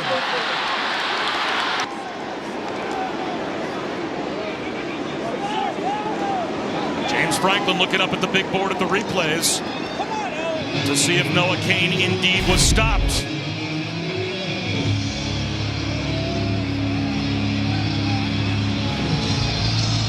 Penn State tries to pop the run. You want to talk about a football play by 25 Kirby Joseph. My goodness. Coming from the middle of the field. So now a chance to win it again for Illinois.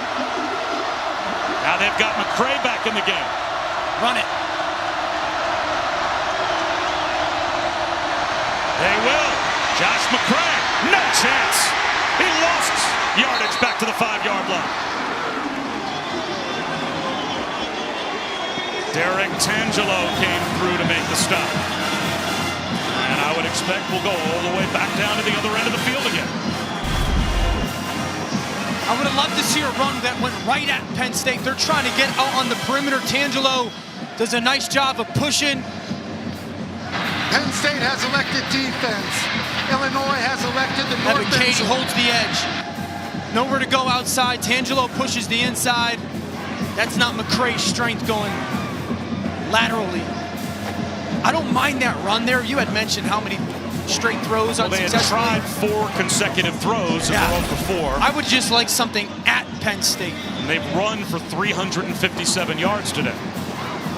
And they've thrown for 38. Well, now they're going to get another chance because Penn State, of course, chose defense.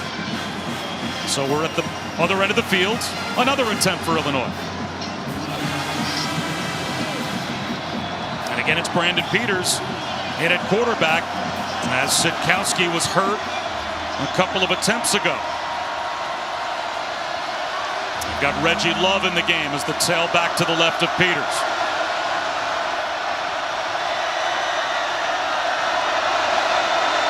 Jet sweep. Isaiah Williams at the goal line. He's in! Illinois got the lead.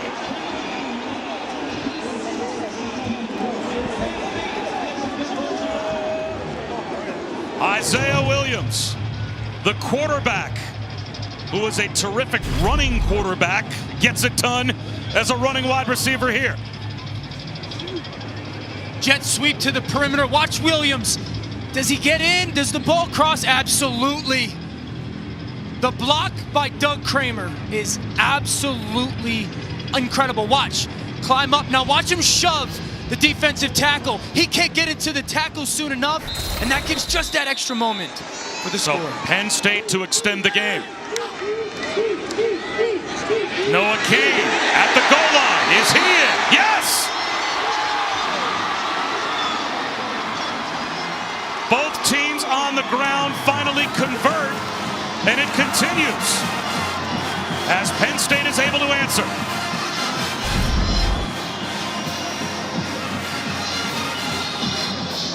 Kane get in, they go right in the teeth of the defense. Yeah, I think he gets in reaching that ball out. You could see the ball break the plane on the reach before he was down. That was a terrific replay. There's the reach out, ball's across the goal line. And we continue. Let's go to the other end of the field. Illinois has elected to go on defense. Someone's got to win the game, right? I was going to say, if any of my bosses with the Jets are listening, I've got Jets Patriots tomorrow. I might not make it. You might want to have a contingency plan in place. We might still be here. So Penn State back out on offense, Illinois back out on defense. They've ran a mile just changing the sides of the field. So now can Penn State answer once again? They just got it to this one to take the lead.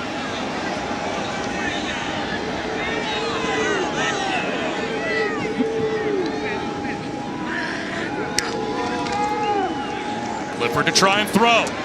Tipped, incomplete. Kalen Tolson jumped in the passing lane and knocked it down. So now the Penn State defense back out with the student section right behind them. Just trying to throw on time into really small windows. Both of these quarterbacks right now, and it's not happening quick enough. And I can't stress it enough. If I'm Illinois, I am running right downhill. If I'm throwing the football, Peters, if it is not wide open clean, you have to go be a creator and allow guys time to get open. Penn State should call timeout. They're not lined up. And they will. Yeah. James Franklin ran down and called that timeout as his defense was trying to get set. That is their timeout I of think the they only had overtime 10 on the period. field. They might have been down a man.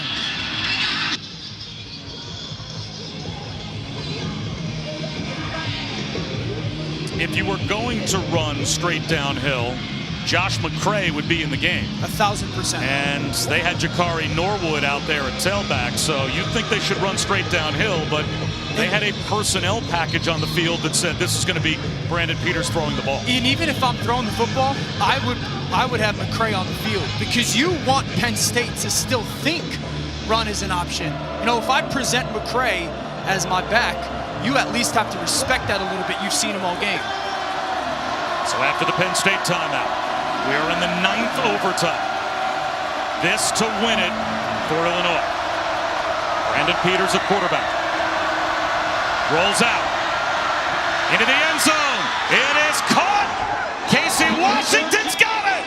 Illinois pulled off the upset.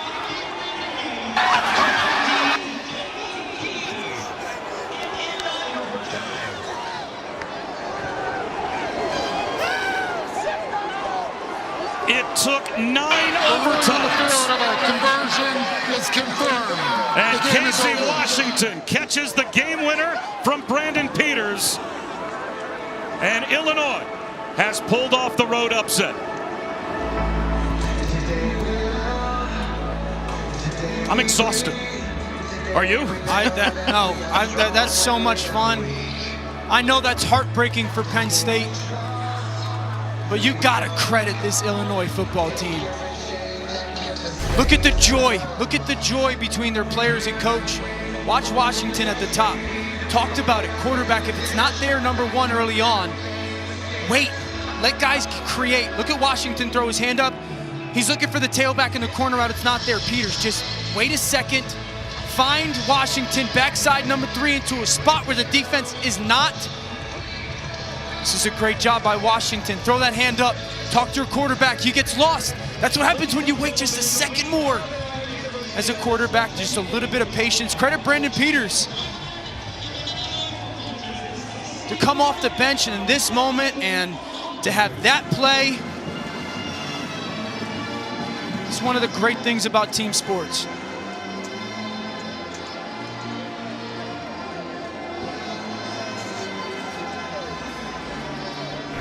Brett Bielema and the Illini celebrate a big-time upset win. 9 overtimes. And it's 20-18 Illinois, your final here at Penn State. For Dan Orlovsky and Chris Budden, I'm Bob Wischusen. After a quick break here on ABC, we'll send you to Pasadena. Stay tuned for Oregon, UCLA.